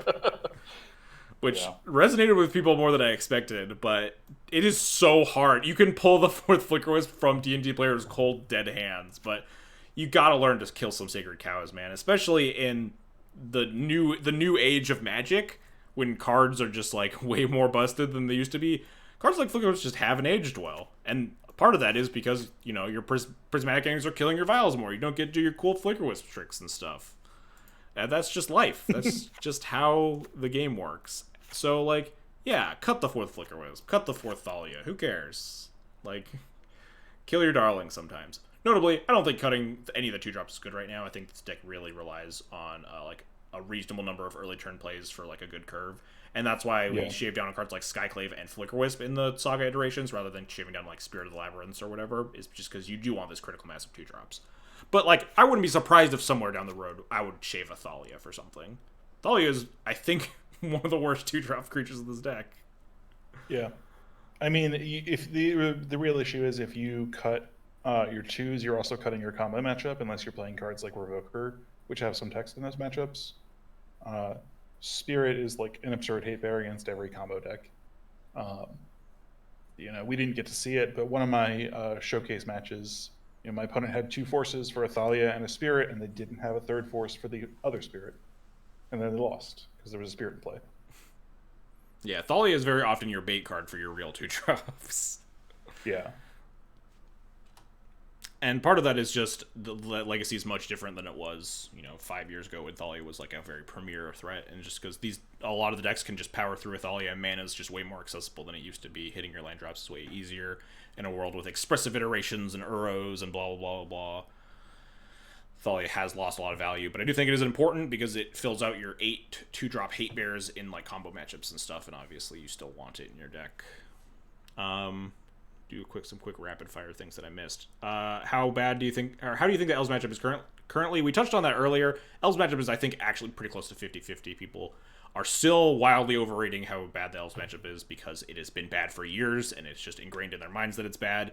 But I think I wouldn't say it's 50-50 or that D&T is advantaged or anything, but it's definitely, like, I think it's close. I'm not like, oh no, Elves, I'm going to die, like I am when I play against, like, Green Post or even against lands or whatever. Yeah, if someone plays Elvish Reclaimer turn 1, I'm hoping it's Elves. Yeah, 4 is Elvish Reclaimer, it's like, oh god, is this Green Post? But I guess I'm hoping it's Depths, and then I'm hoping it's Elves. You hope it's Green-White Depths, and then you hope it's Elves. Then you're sad when it's Post. What else did we miss? Can you imagine a card that makes us cut Thalia? We kind of touched on that. I don't know if Thalia would ever get fully cut unless they printed some real busted-ass hate bears, which would be tough. But I can definitely see, we've already talked about Thalia potentially getting shaved. I mean, I think Spirit is the card that would cut Thalia, like from like a 4 of to like a 3 of potentially, with some other changes. Like, I don't know. Like that's the closest thing that exists, or that I can imagine existing. Like, yeah, what, like non-creature spells cost like I don't know. I can't even construct a card that's reasonable. That would be Yeah. like as close to Thalia as Spirit is, and Spirit's maybe better, but If we had like more spirits, if we had like a new age spirit that didn't have weird text, it just like said opponents or whatever, and we could play 8. How many would you play before you played Thalia? if is it like a 3-1, it's a 2-2. It's It's a 2 drop, identical to right? Spirit of the Labyrinth, except it says each opponent. Oh, it's probably 8. That might be right. I'm pretty sure it's 8. I would not be surprised if you're right about that. Which is wild because this card was so bad when it came out. I pre-ordered 4 foils of this card because I was so excited about it. I'd only been playing Death Attacks for like a year at that point, but like I was really excited with this card. A lot of people were. People thought this was Yeah. gonna like change the game in Legacy, and then it just completely flopped until like Yorion Death and Taxes, basically. But I I think wonder if that's a failure of Death and Tax's deck building, or if it was just like because during that era, like people also went from like you know combo decks were the only 8 cantrip or 10 cantrip deck, and now like every deck is a cantrip deck. yeah, Like there was a I point where like Snoko had 12 cantrips at 1 mana. Like if you counted Astrolabe, like everything said draw a card, and if you could just say like don't draw a card, like that's absurd. So yeah. I don't know if that's like I don't know if that was a failure of D&T deck building, if that was a failure of blue deck building to recognize what should be happening. I think it was a combination of as the legacy game shifted, just more drawing cards became more important. I touched on it like way back in my first Yorion article about like singing Spirit of Labyrinth's praises. The combo deck shifted more towards drawing cards versus like Spirit of Labyrinth, not great against Ant or whatever. Turns off their cantrips, they can still easily kill you through it, but like really good against Doomsday. Very good against like show and tell decks too. Grizzlebrand and Omniscience, like a million cantrips and whatnot. So I do think, and then the fair decks also shifted. Astrolabe at the time, Uro, Dreadhorde Arcanist, and stuff. Drawing cards just became a lot better than it used to be. And I don't know how much of that is people were bad at deck building and putting 3 ponders in their Miracles decks, and how much of that was just like new cards just made drawing cards better. I think it's obviously just going to end up being both. Right. But there's a chance that Spirit Labyrinth was secretly good, maybe in like 2016, 2017, sometime in there, before like Yorion showed up. But Yorion led to the rediscovery of Spirit as a good card. Yeah, I mean, I think for sure it was correct before we started playing like 8 2-drop 8 bears, but I was watching a recap, like someone was like replaying 2014 Legacy paper matches on their Twitch, and it was like, wow, Spirit of Labyrinth. That person's ahead of the time. Just wild. A couple of the things that I didn't like about Spirit Labyrinth when it came out is that one, Rug Delver was really big back then, and Yep. it just like fed Tarmogoyfs. We also had Revoker in our deck. I would just get like smashed by 6-7 Tarmogoyfs. The other thing is, Right. I got Vendilion clicked with the Spirit Labyrinth that plays so many times against Miracles. It's such a frustrating card to see when you have a Spirit in play is to get Vendilion clicked. It's awful. Yeah, I mean, this was also a time when like Veteran Armor was occasionally a D&T sideboard card. So you had Marsh Casualties and Zealous Persecution in the format. Like the sweepers have kind of dropped away, not just for Miracles, but Legacy as a whole. Like fair decks aren't really playing sweepers Yeah. outside of Plague Engineer. Yeah, the premier sweepers going from like marsh casualties and stuff like that, where you just get like your Thalia, Mom, Spirit board wiped or whatever. The having like Mom into Spirit or like Thalia and Spirit together in play versus like Plague Engineer, which became the premier X1 hate when it came out, Right. definitely also enhanced Spirit's playability because of the different creature types. Made it so you just stopped getting horribly wrecked by X1 hate and only minorly wrecked.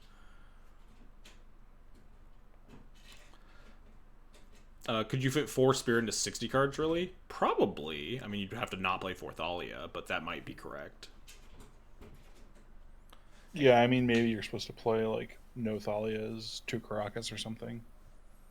The Thalia is like really good at attacking into Ice Fangs and Strixes, and those cards aren't really played. Endurance is almost more popular than Coatl at this point. Like, Every card we have is bad at attacking into Quell if it doesn't have a Shadow Spear attached to it. Mm-hmm. Or bad at attacking into Endurance. I don't know what I said. Um,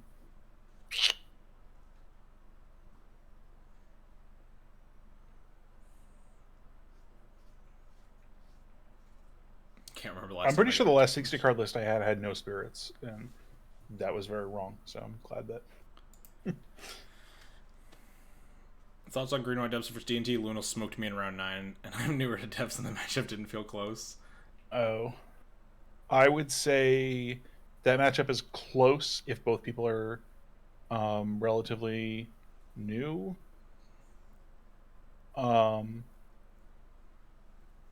I think D&T is ahead with experience, Yeah. and it doesn't really change regardless of how experienced the depths player is. Yeah, I think we mentioned it before, but the matchup is good for D&T. You have a pile of removal, like a huge pile of removal that's really good. But your D&T player's walking a tightrope the whole time, and as a green white depths player, you're trying to find a little point to stick in and sneak the 2020. I think you were playing Bant depths, right, or some type of. You didn't like present. You presented as like Bant lands almost in game one. So I don't even know if I sideboarded correctly. Yeah, yeah.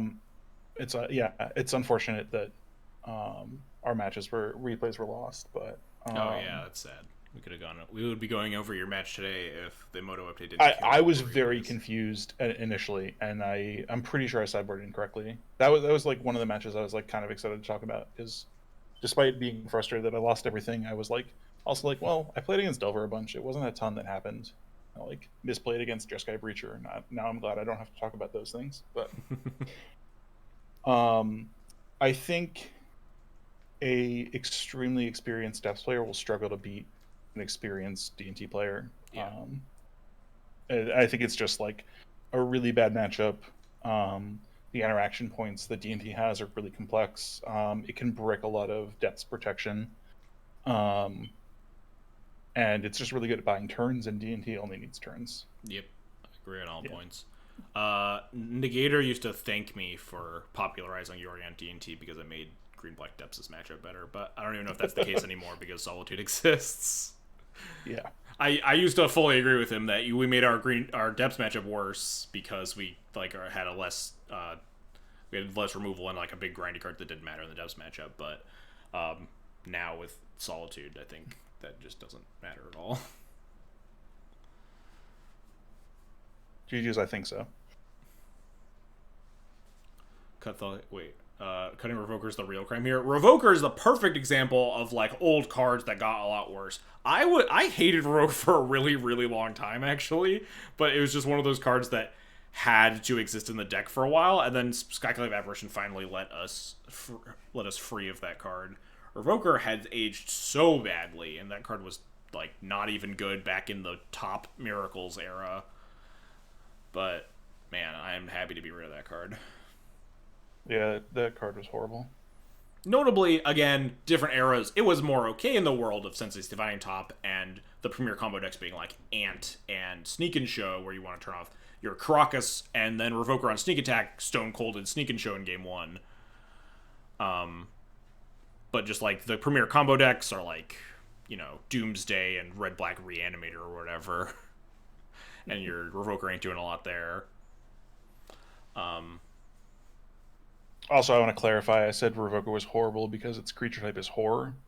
I think the card was good. I really like that card. Oh, I didn't get that pun at all. I thought that I think the card is horrible too, but not in a fun way.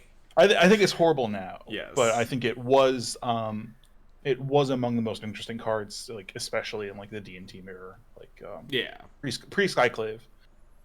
Although pre Skyclave, the D&T mirror also just sucked ass. So I mean, you and I just disagree there forever. I don't know. That's what I grew. That's what I like. Like learning D&T, that I had to play so many mirrors in New York. Like it's just what happened. I feel sorry for you. I mean, I thought it was so much fun. The D&T mirrors were truly so awful because it was just like, oh well. Game 1s, it was always like, oh well, I kept a hand with Stoneforge Mystic and you kept a hand with Thalia, so you're dead. Right. And then game 2 and 3 was all about you just played the sub game of who has the because there were no answers for even like post There's no sport. answers. You had CJ maybe. Yeah, you had You like had 1 to 2 you CJ. had like 1 to 2 council judgment. You had fucking Leonin Relic Warder. It was just Oh, God, miserable. yeah. You could just not be a GTA. And then back then it was also like the second subgame after the GTA subgame was like the Palace Jailer subgame. And God, fuck that card. Thank God. Other thing, hang on. Going back, reversing like 20 minutes back to the discussion of when I tell people they're wrong. If you put Palace Jailer in your deck, you're also fucking wrong. Take it out of your deck right now. You can play all the fun cards you want. Go ahead, do all that. Don't put Palace Jailer in. Not a fun card. Not allowed. You don't get the XJ seal of approval on that one. Palace Jailer sucks. Army, I'm pretty sure I popularized keeping Thalia in the D&T mirror with Yorion because we just didn't have enough cards. Yeah, it used to be that and then I put a Sword of Feast and Famine on a Thalia in the mirror, 80 cards for 60, and just beat them in the face with the first striking card. Yeah, it used to be that like post sport you see a post sport Thalia in the mirror and you'd be like, oh, this person's new. And now it's just like, oh, they have Thalias in because That's so unlucky. Yeah, unlucky that you drew your Thalia and couldn't pitch it to a Solitude. Because we have like 9 cards that are bad in the mirror and like 4 cards to board in. You're allowed to play Court of Grace. I wouldn't. I think it's more defensible to play Court of Grace than Palace Jailer, but I would agree. I wouldn't play either. Yeah. I think someone asked you a question about Boseiju.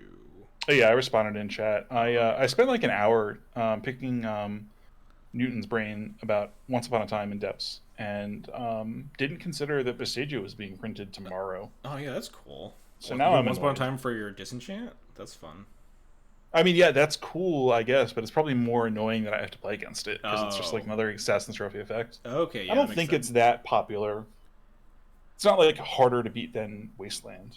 Yeah. Out of control and depths is definitely, or green white is definitely better set up to beat someone without presenting Merit Lage. Yeah. But I probably should have thought about it.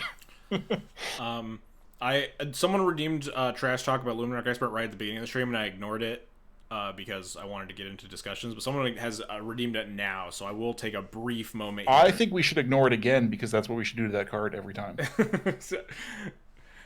I think that's my roast. That's honestly fair.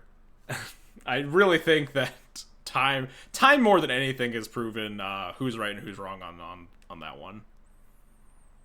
Yeah, I mean, honestly, my biggest criticism about Lion Sash is that it's a Luminarch Aspirant you have to pay mana for. Oh man, fuck, you're right.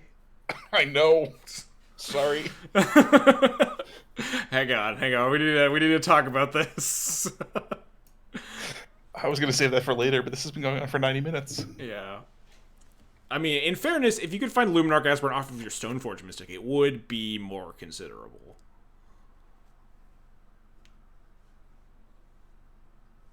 I don't know if that's true. You might be right. It might still be bad. Graveyard hate, though, yeah.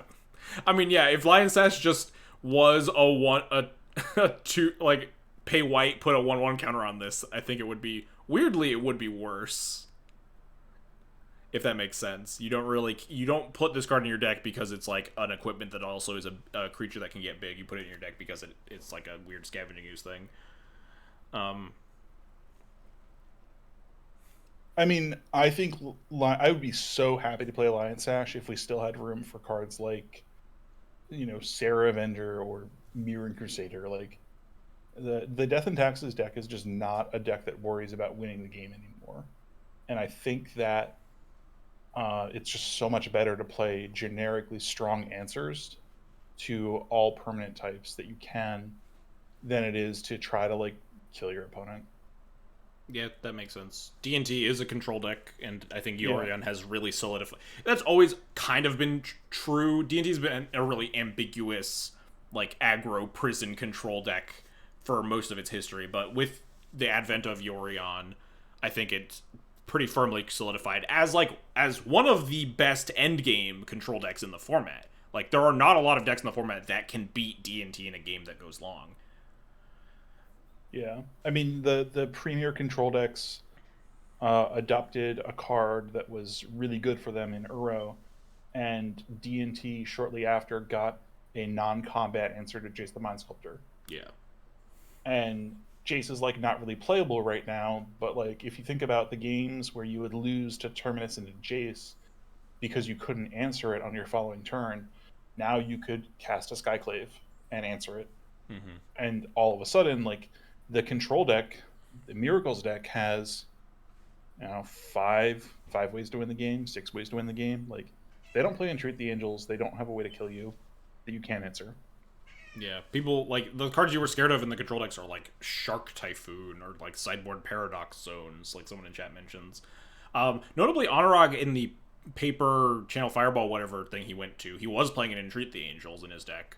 And I think that card is a good card to play in your control deck if you're teching for like Death and Taxes, because adding that inevitability in your deck that Death and Taxes just has no hope of being able to answer reasonably is a good way to try to like put the onus on Death and Taxes to win the game. Because if your deck is just 4 Uros and like 2 Jaces and some Endurance, and those are the ways you're going to win this game, like it just never works against D&T. You're not going to win that game. No. Hang on. Yeah, I mean, I think it used to be Shark Typhoon was the card that like I would tell control players to play if they wanted to beat D&T, and now like technically we have Cathar Commando. It's still a pretty good card, but Entreat is like the card that doesn't have a single answer. Yeah, Shark Typhoon's still scary. You do have Cathar Commando, which is a one of you can recruit it for if there's a Shark Typhoon in play. You can try to beat it, but yeah, I think Entreat the Angels is definitely a reasonable choice as just a one of win condition card that's good in like those very, very slow matchups. It does play a very similar role to the Primeval Titan endgame in the 4-color Yorion Zenith deck of just like it's just shits out a bunch of things, and then D&T's really bad at that. It's the only thing that D&T can't really answer very well is a bunch of things. Yeah, I mean, I think if you want to beat Death and Taxes, you play Terminus, you play cards like Entreat or Primetime. Yeah. Like the only control deck that really existed before McWinsaw started playing it was, at least the control deck that, as far as D&T was concerned, was, we had to be the aggressor against, Yorion Zenith. Mm-hmm. Which like was like a huge leak in, like it took a long time to figure that out, I think, at least for me. It was just like, oh yeah, my opponent's on control, I'll just kill them later if I have to. Yeah, I'll kill them on turn 20. Right. And I was like, I'm dead. Yeah. How did this happen? They'll draw Green Sun Zenith and pay 7 mana and kill you. Yes, L3 Park. I will upload this to YouTube right after I'm done. So if you need to leave, go ahead. But yeah, that's before the 4-color Zenith pile started picking up, it was just Bant or like the Honorog version of Bant, which is just Bant with whatever EI iterations. Yeah, iterations, and just they didn't have an end game. Their end game was Uros and Jaces, and those cards just aren't cutting it against D&T anymore. So yeah, if you want your control deck to beat Death and Taxes, you want to put a way to win the game in it for sure. And I think if you want your control deck to beat Death and Taxes, you need to not play mid-range deck. Yeah, because D&T will crush every mid-range deck, and your deck is Uro, it's mid-range. Yes, and like I touched on when I was talking about the main deck Soul God Lantern way back, the difference between the Uro in the Bant deck and the Uro in the 4-color Zenith deck is that if you have to plow your 4-color Zenith opponent's Uro, you've gained them 9,000 life, and you have to kill them. But if you gain your Bant opponent 9,000 life, you just don't care, because that the life totals is not how you're winning the game.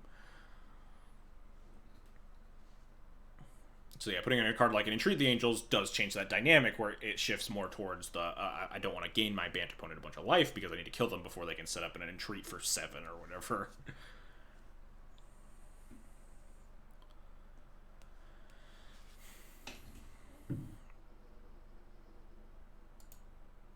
I think we've touched on a lot, going for like 100 minutes, which is more than I thought I could talk about Death and Taxes, given that it hasn't changed a lot. It said right up top, this deck is almost the same as it was right when I cracked it at the start of MH2. The big upgrade was like Yorion, or not Yorion, the big upgrade was Urza Saga in the deck, which was honestly like an optional thing. I could still be playing the Field Ruin and still feel okay. Sideboards obviously shift around a little bit as the metas change, but a lot of this deck just has stayed the same. But it's always fun to talk about. cut poor Ed Field. Oh, you think just like Field of Ruin is better than Rashad Port right now? I know Goblin Lackey notably has been a Port hater recently. I've been like kind of low on it. Initially, I was happy with Port, and the reason I added Field of Ruin to the deck was because like Urza Saga was really big, and you wanted answers to that. And Port was like a pretty good answer to Urza Saga. It killed a construct essentially a lot of the time, which was good enough fairly often. But I do agree with Lackey that Port has become less good, especially since the advent of Prismatic Ending on your Aether Vials again. You do have less time to activate Rashad and Port on your opponents every turn and stuff like that. Wouldn't be surprised if we end up shaving down on ports. And I absolutely would not be playing 4 ports in a 60 card list right now. But again, don't play 60. Yeah, I agree. I would play fewer ports and also not play 60. I don't think I would play Field without cutting Saga. I think Port is good enough, especially against the control decks that are constructed now, and like the semi-control decks, like semi-combo decks, and like Jeskai Breacher. Like those decks play a lot of base, like the control decks that exist play a lot of basics, and some control decks play 0 basics, obviously, but Port is still good against both. Yeah. Yeah, and I think a difference again between like Goblins and Death and Taxes is that Port's a better anti-combo card in Death and Taxes than it is in Goblins, I think, because Death and Taxes has more taxes on mana with like Thalia and stuff, whereas Goblins just sometimes does their answer to combo is punching them in the face with a Goblin Lackey or whatever. D&T doesn't really have that tool, so sometimes you do just need to activate Rashad and Port on your combo opponent a couple times to close that distance. And yes, Oathbreakers. Basically, the assessment of combo in the meta right now is that spell-based combo is dead, Doomsday is unbeatable anyway, so you just sideboard a bunch of graveyard hate. Luinil's ditching me, but I think we are kind of winding down the stream a little bit. But if anyone has any other questions, I'm happy to shout them out before we fully wrap up the stream. Didn't read that 14-page PDF on Port for nothing. Didn't Dukes write that? If Dukes is still in chat. Pretty sure Dukes wrote the fucking thesis on Rashad and Port. Classic.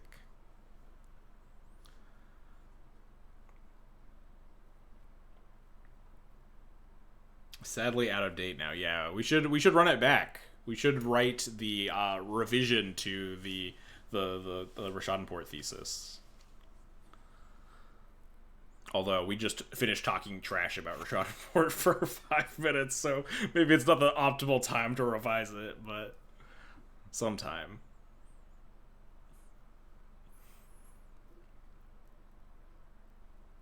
Was writing one on Were you really writing one on a Revoker? Incredible. I feel really bad if you were actually writing. Okay, you weren't. Okay. Whew. I was gonna feel really bad because like that's a card you could write a lot about. Like Refraction Revoker, like people would always ask about like, oh, what do you name against X, Y, or Z? And the answer was always, it depends. It would be a card to write a lot about. Yorion Manifesto already kind of exists. I've written 2 full articles, basically, singing praises about Yorion and Death and Taxes. If people don't want to listen to me at this point, then they can go ahead and continue to be wrong in their own spaces.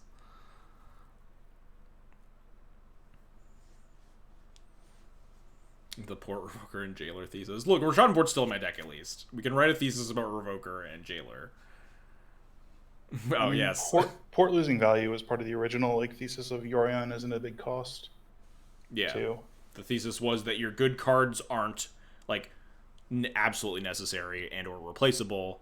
In the case of Wasteland and Port and Vial, they just like weren't as impactful during like the Astrolabe era and the Abrupt Decay era. And then in the case of Thalia, we had a very live replacement to the effect in Spirit Labyrinth. Why haven't you killed Batterskull yet? We talked about that a little bit earlier. It's just like not quite cuttable. I'm gonna maybe think about it depending on how I feel about Lion Sash playing. It's closer to the cutting board with Lion Sash in the equation, certainly, because it sneaks by as like the 3rd best equipment, and you do want a critical mass of equipment in your deck for Stoneforge Mystic. But one of these days I'm gonna cut it.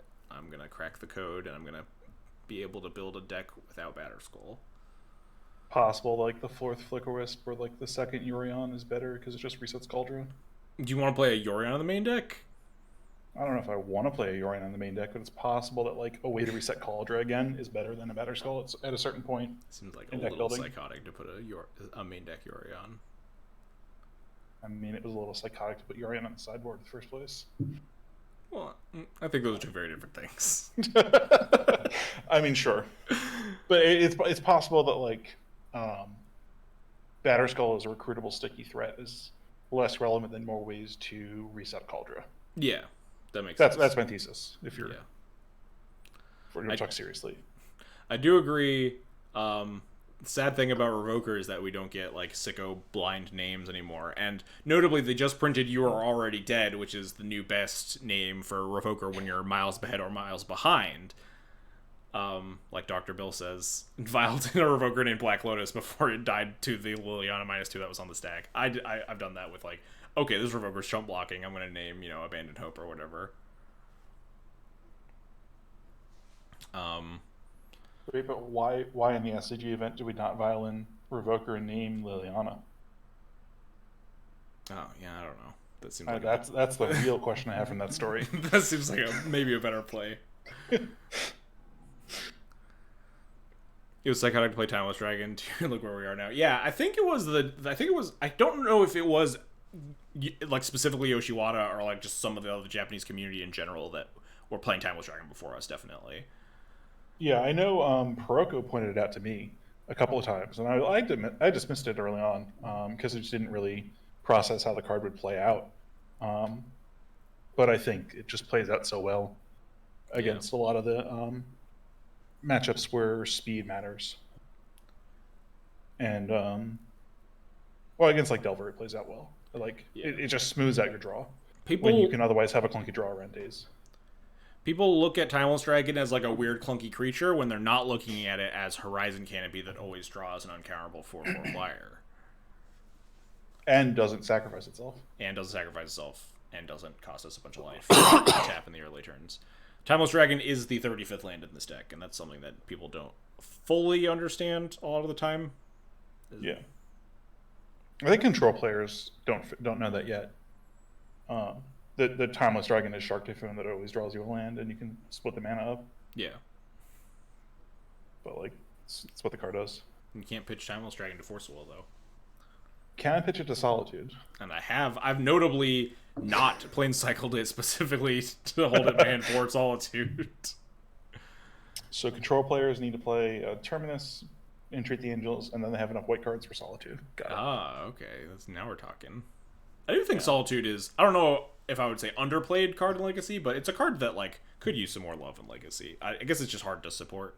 It's like I think it's underplayed for sure. I mean, that was my answer to Newton's question about what's the most underplayed card in Legacy right now. I don't actually think it's the most underplayed card. I think it's probably like Elvish Reclaimer or Once Upon a Time, like he was starting with. But I think it's the card that no one else was going to say. And I think it has a value as an answer. Definitely. The tough thing is that white right now is mostly a splash color for removal spells, so it's hard to cast Solitude. Because it's like, oh, am I going to pitch a Prismatic Ending or a Sword Splashers? No, I'm just going to cast those. So it would take a white deck that has an abundance of other pitchable cards to like want Solitude more. I think those control decks can get to 5 mana, though. I mean, if you're casting your Flash Flametongue Kavu... Oh, wait, yeah. I'm supposed to call it Flash Necrotal, sorry. Oh, yes. Well, it's a Shriek Maw, really, because it's a 5 mana card. Okay. And it's a 3/2. And it has a Evoke. and it's true. It's an elemental. I mean, if you... Yeah, I don't know. It's not clean, but it does allow you to, like, force a Will of Murktide, removing a Prismatic Ending, which doesn't answer a Murktide, so, like... I don't know. It could come up as additional copies of Plow or something. Yeah, I wouldn't be surprised to start seeing Solitudes somewhere else in Legacy. I mean, I've played against them a little bit, mostly out of like blue-white X Yorion decks that weren't playing Green Sun Zenith, and like I was terrified because I was attacking a Jace, and I was like, if they drew the Solitude I saw in game 2, I would die because the Jace would live. Yeah. How in the world am I supposed to beat Gargadon Nick Fit? Well, step 1 is don't get paired against Nick Fit. Step 2 is I actually think Nick Fit has gotten a lot better for Death and Taxes over the years, specifically just because you have more mana sinks, right? It's just a matter of how much you can manage. I don't know exactly what Gargadon Nick Fit is specifically, but just like the ability to pump your mana into just like, oh, my opponent's active Veteran Explorer, I can just cast this Cauldron Complete or something, or I can just put Yorion in my hand, put it into play and stuff. The ways you usually beat Nick Fit were like equipment and like Mirren Crusader and stuff. Like if they just gave you a bunch of mana and you would just like slap a Sword of Fire and Ice on a Mirren Crusader and punch them for 1,000,000 damage or whatever. So just like having access to all these like big mana sinks does make the matchups like Nick Fit better. You just play a beater and kill them before they play Deed. Yeah, before they play their... Yeah, Deed is a very scary card, especially if you put Saga in your deck. Yeah. How about Givers? We added 20 cards, but 0 1-drops. I've played one... Saga. I've played Giver in iterations before, usually like one Giver, but I was thinking about it lately, but I got talked down from the ledge. I think Giver is a lot worse than Mom right now. Some cases, there were some cases where that wasn't true. I was like kind of high on Giver at a weird point back in like the Ren and 6 era. Because the difference between 1 and 2 toughness was a lot bigger. But right now specifically, Mother of Runes is much better because it actually is card advantage against removal spells, where Giver isn't. It's just like a flag bearer. Is that the card or? Yeah, it's a flag bearer. Yeah, there's another card that like sacks itself to give a creature protection from a color. Like Benevolent Bodyguard, yeah. Something like that. But a much older version of that. But yeah, basically... Benevolent Bodyguard is pretty old. But is that I thought Benevolent Bodyguard was the new one that gives Indestructible. Or am I thinking of the new one? You're thinking of Dauntless Bodyguard? Mark? You're probably right. You're like 10 years older than me. True. Benevolent Bodyguard is from Judgment. That's the one. That's the guy. That's the guy that's like reaching out his hand, right? Hang on, I gotta pull up a picture of Benevolent Bodyguard now. I can Dauntless Bodyguard is the 2/1 from Dominaria that was a 2/1 in draft. Yeah, Eli knows what's up. Eli's old. Yes, not yeah, really. But... I knew the picture in my mind's eye. Yeah. Yes. Mind's eye hasn't been playable for a while though. Shut the fuck up. Yeah, it's the guy like reaching out his hand. Right. My destiny is to save others, so their destinies may be achieved. Yeah, essentially. Yeah, it was in Vintage Masters and also EMA. It's a pretty good card in Eternal Masters Limited. But essentially, yeah, the big things about Giver is that going up on Moms isn't even that good because level 1 is that like your Mom into Stoneforge or Mom into Spirit Curves are some of your best things you can do against control. But the level 2 is that Dress Down is so good against that like they have plans against your Mom into Spirit Lines already. In addition to like Dress Down hosing them, the fact that Giver into Spirit is just a 2-for-2 instead of a 2-for-1, right? They just kill your Giver and then they kill your creature that matters. Makes Giver less attractive as an option. Especially the control decks now have like 8 plows, right? It was more interesting when it was hard to scrape 2 removal spells together some of the time. But just like Prismatic in your Giver, plow your Spirit or whatever. Just Giver's not a card I'm super interested in. I mean, Giver's always a 1-for-1 trade. Yeah. And it's an issue. And Mom is you must answer this card now or I'm going to get a 2-for-1. Yeah. I mean, the other part is that like Giver can like chump constructs that don't have Shadow Spear equipped to them, but the 4th Wisp just kills the construct. Giver would sometimes we come don't have up the 4th Wisp against like 8 cast or whatever, or like protection from Maze of Ith attacking. Don't protection from Maze of Ith your Kaltra against lands. That doesn't work. Unless you have a Lion's Ash equipped, and then you can have a Germ get in. Yeah, that seems... It's worse. That seems worse. Not as good, but yes. You can protect some things from getting it, like Pro Colors or Flickerist, whatever, attack through the Maze of Ith. Other than Doomsday, what's the hardest matchup for right now? That like reasonably exists? Probably... Probably lands, like Eli said. Yeah.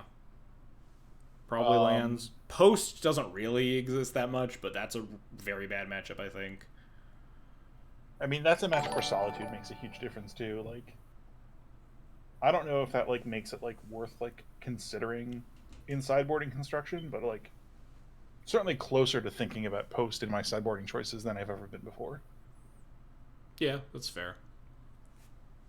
Elves honestly not that bad anymore. It's cool. It's like I don't like giving percentages on matchups because I think they're largely irrelevant. But for lack of a better way to describe the Elves matchup, I would say it's like 45% matchup. Yeah. Lantern versus Relic versus Crypt. I think Crypt is basically horrible, especially with Lantern Crypt existing. Yeah. The draw to Crypt is in decks that either can like cantrip into stuff, but then don't have any mana and they want to cast their 0 mana thing, or obviously like Karn, where you pay 4 mana for your Karn and then cast your 0 mana thing. D&T is neither of those, so you just can pay 1 for your thing on your turn pretty easily. Yeah, I mean, Crypt is only good if they have Chancellor. Yeah, a Chancellor makes Crypt better than Soulguide Lantern, but it's just like not... It doesn't really matter if you got to play your Vial and your Crypt. Like, the Crypt is either good enough or it's not. Yeah, so Crypt is basically negligible now that Soulguide Lantern exists. The difference between Soulguide Lantern and Relic is definitely reasonable. I think Relic's better against Delver, Soulguide's better against almost everything else. We were playing Relics for a while, since swapped to Soulguide Lantern. I think I like Soulguide in general more, but if you want... Certainly in this like month of combo, like yeah, Black Red being so prevalent, like if Black Red was seeing play relative to its win rate, I would maybe consider Relic, but I don't think you need the card versus Delver, actually. Like, I think you just get ahead elsewhere. I don't think it really matters. Yeah. I've definitely had games where I was playing as red black in a post board game and my hand has Relic as the only graveyard hand. It's just like, well, I mean, I'm not going to win this game if I keep this hand, and Soul Guide would be like much, much, much better. Arguably, Relic also gets better in that situation, Toast. You're just double taxing it, right? Is that Braverman? Deafening Silence against Doomsday. Deafening Silence is really good against Dark Ritual out of Doomsday, but otherwise doesn't really... Yeah, it keeps you afloat. Basically, the thesis of the sideboard plan right now is that, like, your natural Storm hate is Deafening Silence and Mindbreak Trap, and those cards are both bad enough against Doomsday that they're likely not going to tilt the matchup in your favor nearly enough. Also, Doomsday's down in playability. Yes, so. Also Doomsday just is not a big portion of the meta. Might be picking up right now because, you know, Max is kind of popping off with the Temporal Mastery version. It won the Sunday challenge or something? It won the Saturday challenge? I forget. But it also, yeah, one of the challenges. People might be picking up the weird Temporal Mastery stuff more. But is Lantern of the Lost playable? The halfway between Relic and Soul Guide? I don't think so. I think I would rather... Yeah. If it costs a mana to pop, then... It doesn't, right? Doesn't really... No, it does. Oh, it does? Oh, yeah. It's ETB, Soul Guide Lantern, and then has the sack ability of Relic, and that's it. Correct, right? Yeah.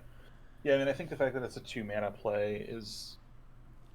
I'd just rather have Relic. Yeah. I mean, like, specifically, like, if they go Faithless Looting past the turn, sure, it's about it. It's often going to be as good as Soul Guide. But if you're on the play, you can't just, like, play it and be protected turn 1. It's possible if I was on, like, 2, I would play that before Relic, but I don't think I'd play it before Soul Guide. Yeah.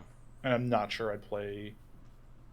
Not even sure I'd play it before Relic. It's hard to say. Yeah, I think I would either be on Lantern or Relic before I would play that card. I think it's about the same versus Delver. Right, Eli?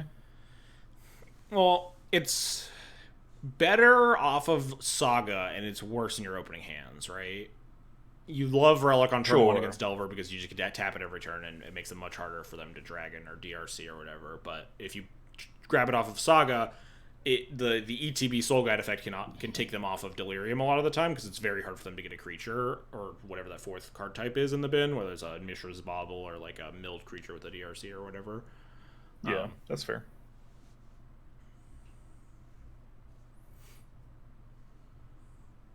But yeah, I think the big prize for Lantern of the Lost is like against Uro control specifically, where it can answer two Uros and also draw you a card.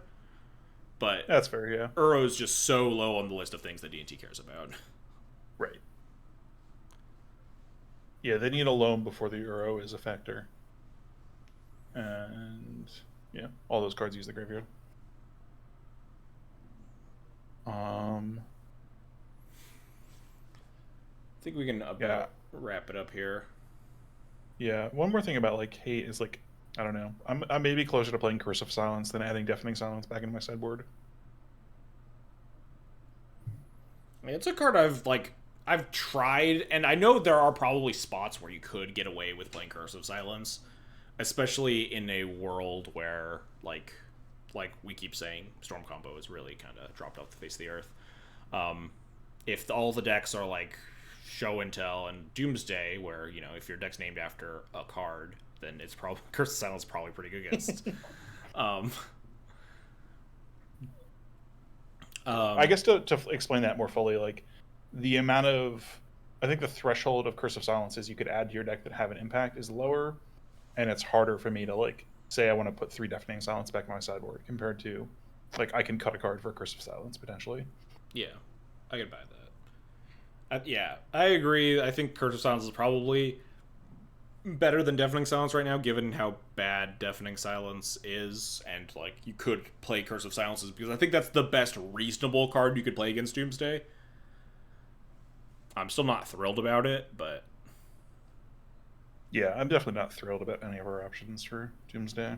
Yeah, we're not archive trapping. I think there's a screenshot Yoshiwada in one of the big events tried to archive trap his Doomsday opponent but got forced, so it was really sad. Right. Yeah. But yeah, just learn to lose to Thassa's Oracle and you'll feel better about yourself. Except for Oops. You'll totally beat Oops with this deck. Oh yeah, you can beat the shit out of Oops all spells. You'll lose to, just Doomsday. And probably, I guess, that like paradigm shift Memory Lash? What's that stupid enchantment? Thought Lash? Thought Lash, yeah. Yeah. Well, apparently the new hotness is to put Tainted Pact and Lilia in your deck. Oh, that's pretty hot. My opponent tried to Thought Lash Layla me, and it did not work very well. The trick to beating Susurrus combo is to wasteland them in Prey and then mislabel them in your tweet recap. Did you mislabel your tweet recap? Yeah, I don't know why my brain thought they were Dice Factory, but I was like, it's very clearly Turbo Forge or whatever. Yeah. But like both are equally unwinnable. I beat Turbo Forge recently too. It wasn't in the PTQ, but I think it was just maybe in like a league or a prelim of testing. I don't know how. Oh, I don't remember how. It's because my opponent punted twice in game 1. They tutored for they played turn 2 Karn into my turn 2 Stoneforge, and then instead of playing a Ballista for 2 and killing my Stoneforge, they grabbed Liquid Metal Coating my land, and then in response to that I put in Cauldron and killed the Karn. And then on like turn 4 they forgot to crack an LED holding priority, activating their Inventor's Fair, so they couldn't cast a Mystic Forge, and then I untapped and cast a Sanctum Prelate. And that's the only way I won, because they had to phenomenally fuck up twice. Still don't know how I beat that deck. I mean, they played a turn 1 Paradox Engine, and I wastelanded their land, and they didn't cast a 0-drop or play a land. Yeah. And then I put a Thalia into play. 2 turns later. Yeah, those are, again, like, those, like, very fringe combo decks are, like, also just other matchups where, like, Deafening Silence still doesn't look that good. Just, like, yeah, Deafening Silence is good against their Mystic Forge or whatever, but sometimes they'll just, like, cast a Karn on turn 1 and then you just die anyway. Yeah, I mean, you'll die to either Karn on turn 1 there. Yeah. It's just, if Deafening Silence or Mindbreak Trap were, like, better than they are against like some of the like the more fringe decks, they would be more playable, but like they're just not even that good against any of those. So it's just we play the good hate against the decks that exist instead of like medium hate against decks that barely exist. Even Grief made like Deafening Silence like a little worse against Black Red. Yeah. Like, to the point where I was thinking about like, should I leave Cauldron and 2 Stoneforges in my deck and not play these Deafening Silences? Yeah, Deafening Silence used to be like okay as turn 1 hate against Reanimator on the play, but it's just like not that exciting. Like you just play Curse of Silence and name Dark Ritual and have the same effect a lot of the time. and then get Lotus Petal killed. That's a good point. I think if you're playing turn Curse of Silence against Reanimator, I think you just have to name like Entomb. Yeah, you name Entomb. Yeah. But I was just trying to make a point about how both cards really only interact with Dark Ritual. But, yeah. Yeah. It's much worse because of Arc. Oh yeah, because like oftentimes Archon will kill you in 2 turns. And you can prevent the pop-off of Griselbrand with a Deafening Silence, because you can just, like, okay, they draw 7 cards, whatever, remove your discard, and you can tap and kill it, and you can still play a normal game of Magic. You don't get, like, Thought Seeds a million times, but Archon's still scary. Also, Archon draws a card against Spirit. Yeah, that's also... You can't just play 2/2 Spirit and feel like, alright, I made it out of the early game. When is Card Hoarder going to let me buy Lion Sash? Probably pretty slowly. Card Hoarder is not that great at getting the new cards early. I usually like refresh Goatbots if I'm looking for like to try to pick up the new cards like day of or the day after. I mean, I think Card Hoarder is better at selling than loaning the new cards, but yeah, I would still say Goat is faster than Card Hoarder. Yeah. At least like in the hours and minutes level of definitely. If you just like hit refresh on Goatbots and stuff, they'll like show, oh, these bots have the cards you want, and then you go, and then you try to buy them before someone else takes them. Yeah, race everyone else in chat. Yeah. I got added like right as I was starting the stream, and it was like, I have a Lion Sash if someone wants it at XJCloud. I'm like, I'm starting this stream. I don't want to deal with like getting this Lion Sash right now. I'll just figure it out later. I'm not even gonna like play a league today anyway. Probably. Right. Maybe I will, if I can find a Lion Sash. But I'll like wait until tomorrow when the cards become more accessible. People crack a bunch of sealed and draft or whatever.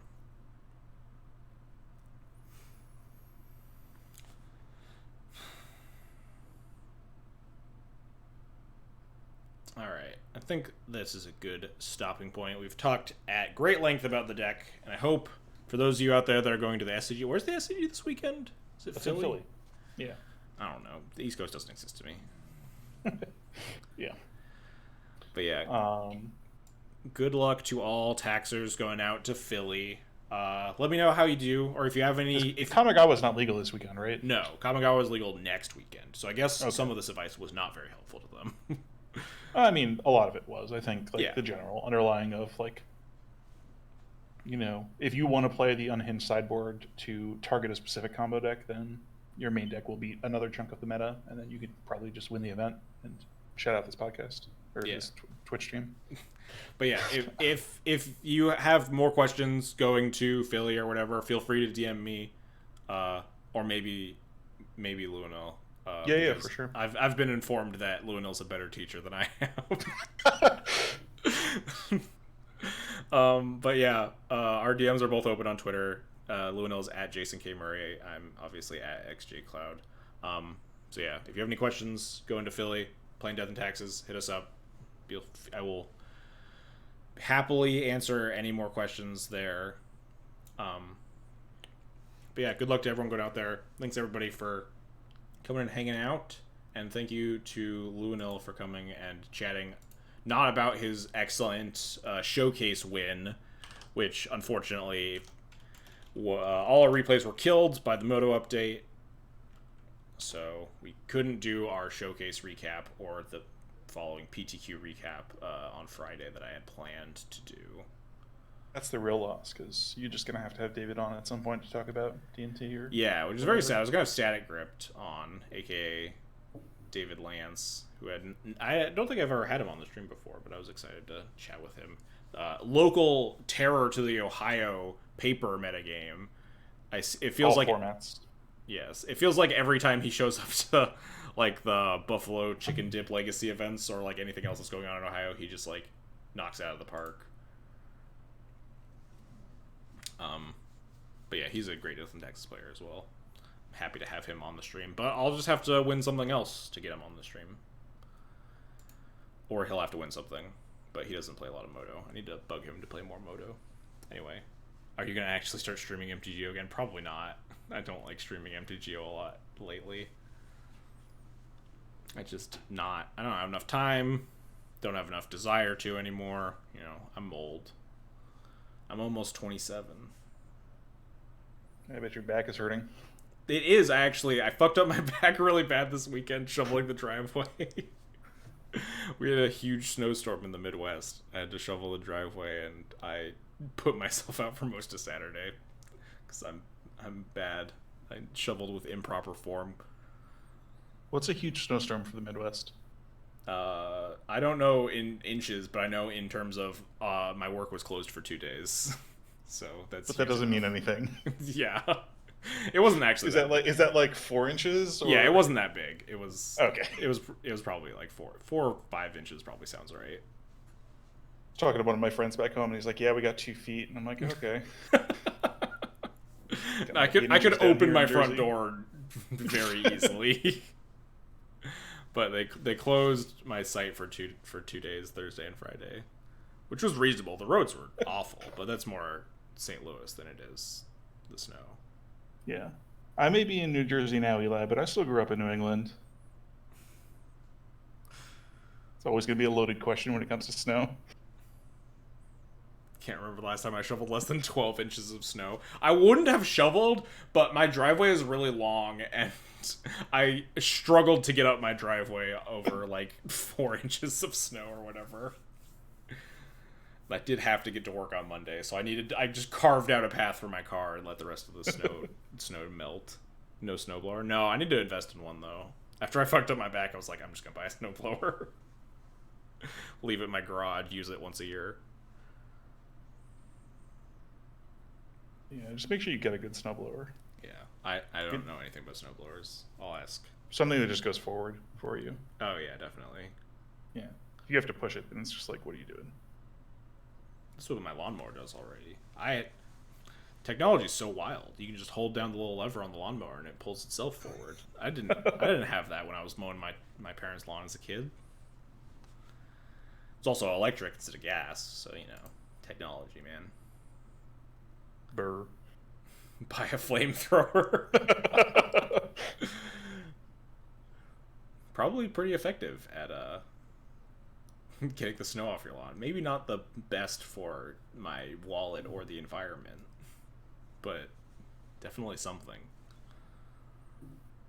Anyway, let me go host someone who's streaming. I think Jarvis is still going. Jarvis is... Oh, yeah. Oh, he also tried to do a review stream today. Oh, no. Oh, no. I hope his went better than ours. But yeah, he has Dom on, who won the Vintage PTQ on Sunday, so let's go host him. Oh, Jarvis is now doing a set review? Okay, cool. They found something else to do with their time as well. That's nice, at least. And that's also good content. God, is his Twitch just Jarvis U? Yeah, it is. Sick. Alright. Thanks everybody for watching. Catch you guys all later. Good luck to everyone going out to Philly this weekend. And yeah, that's all I have to say. Bye.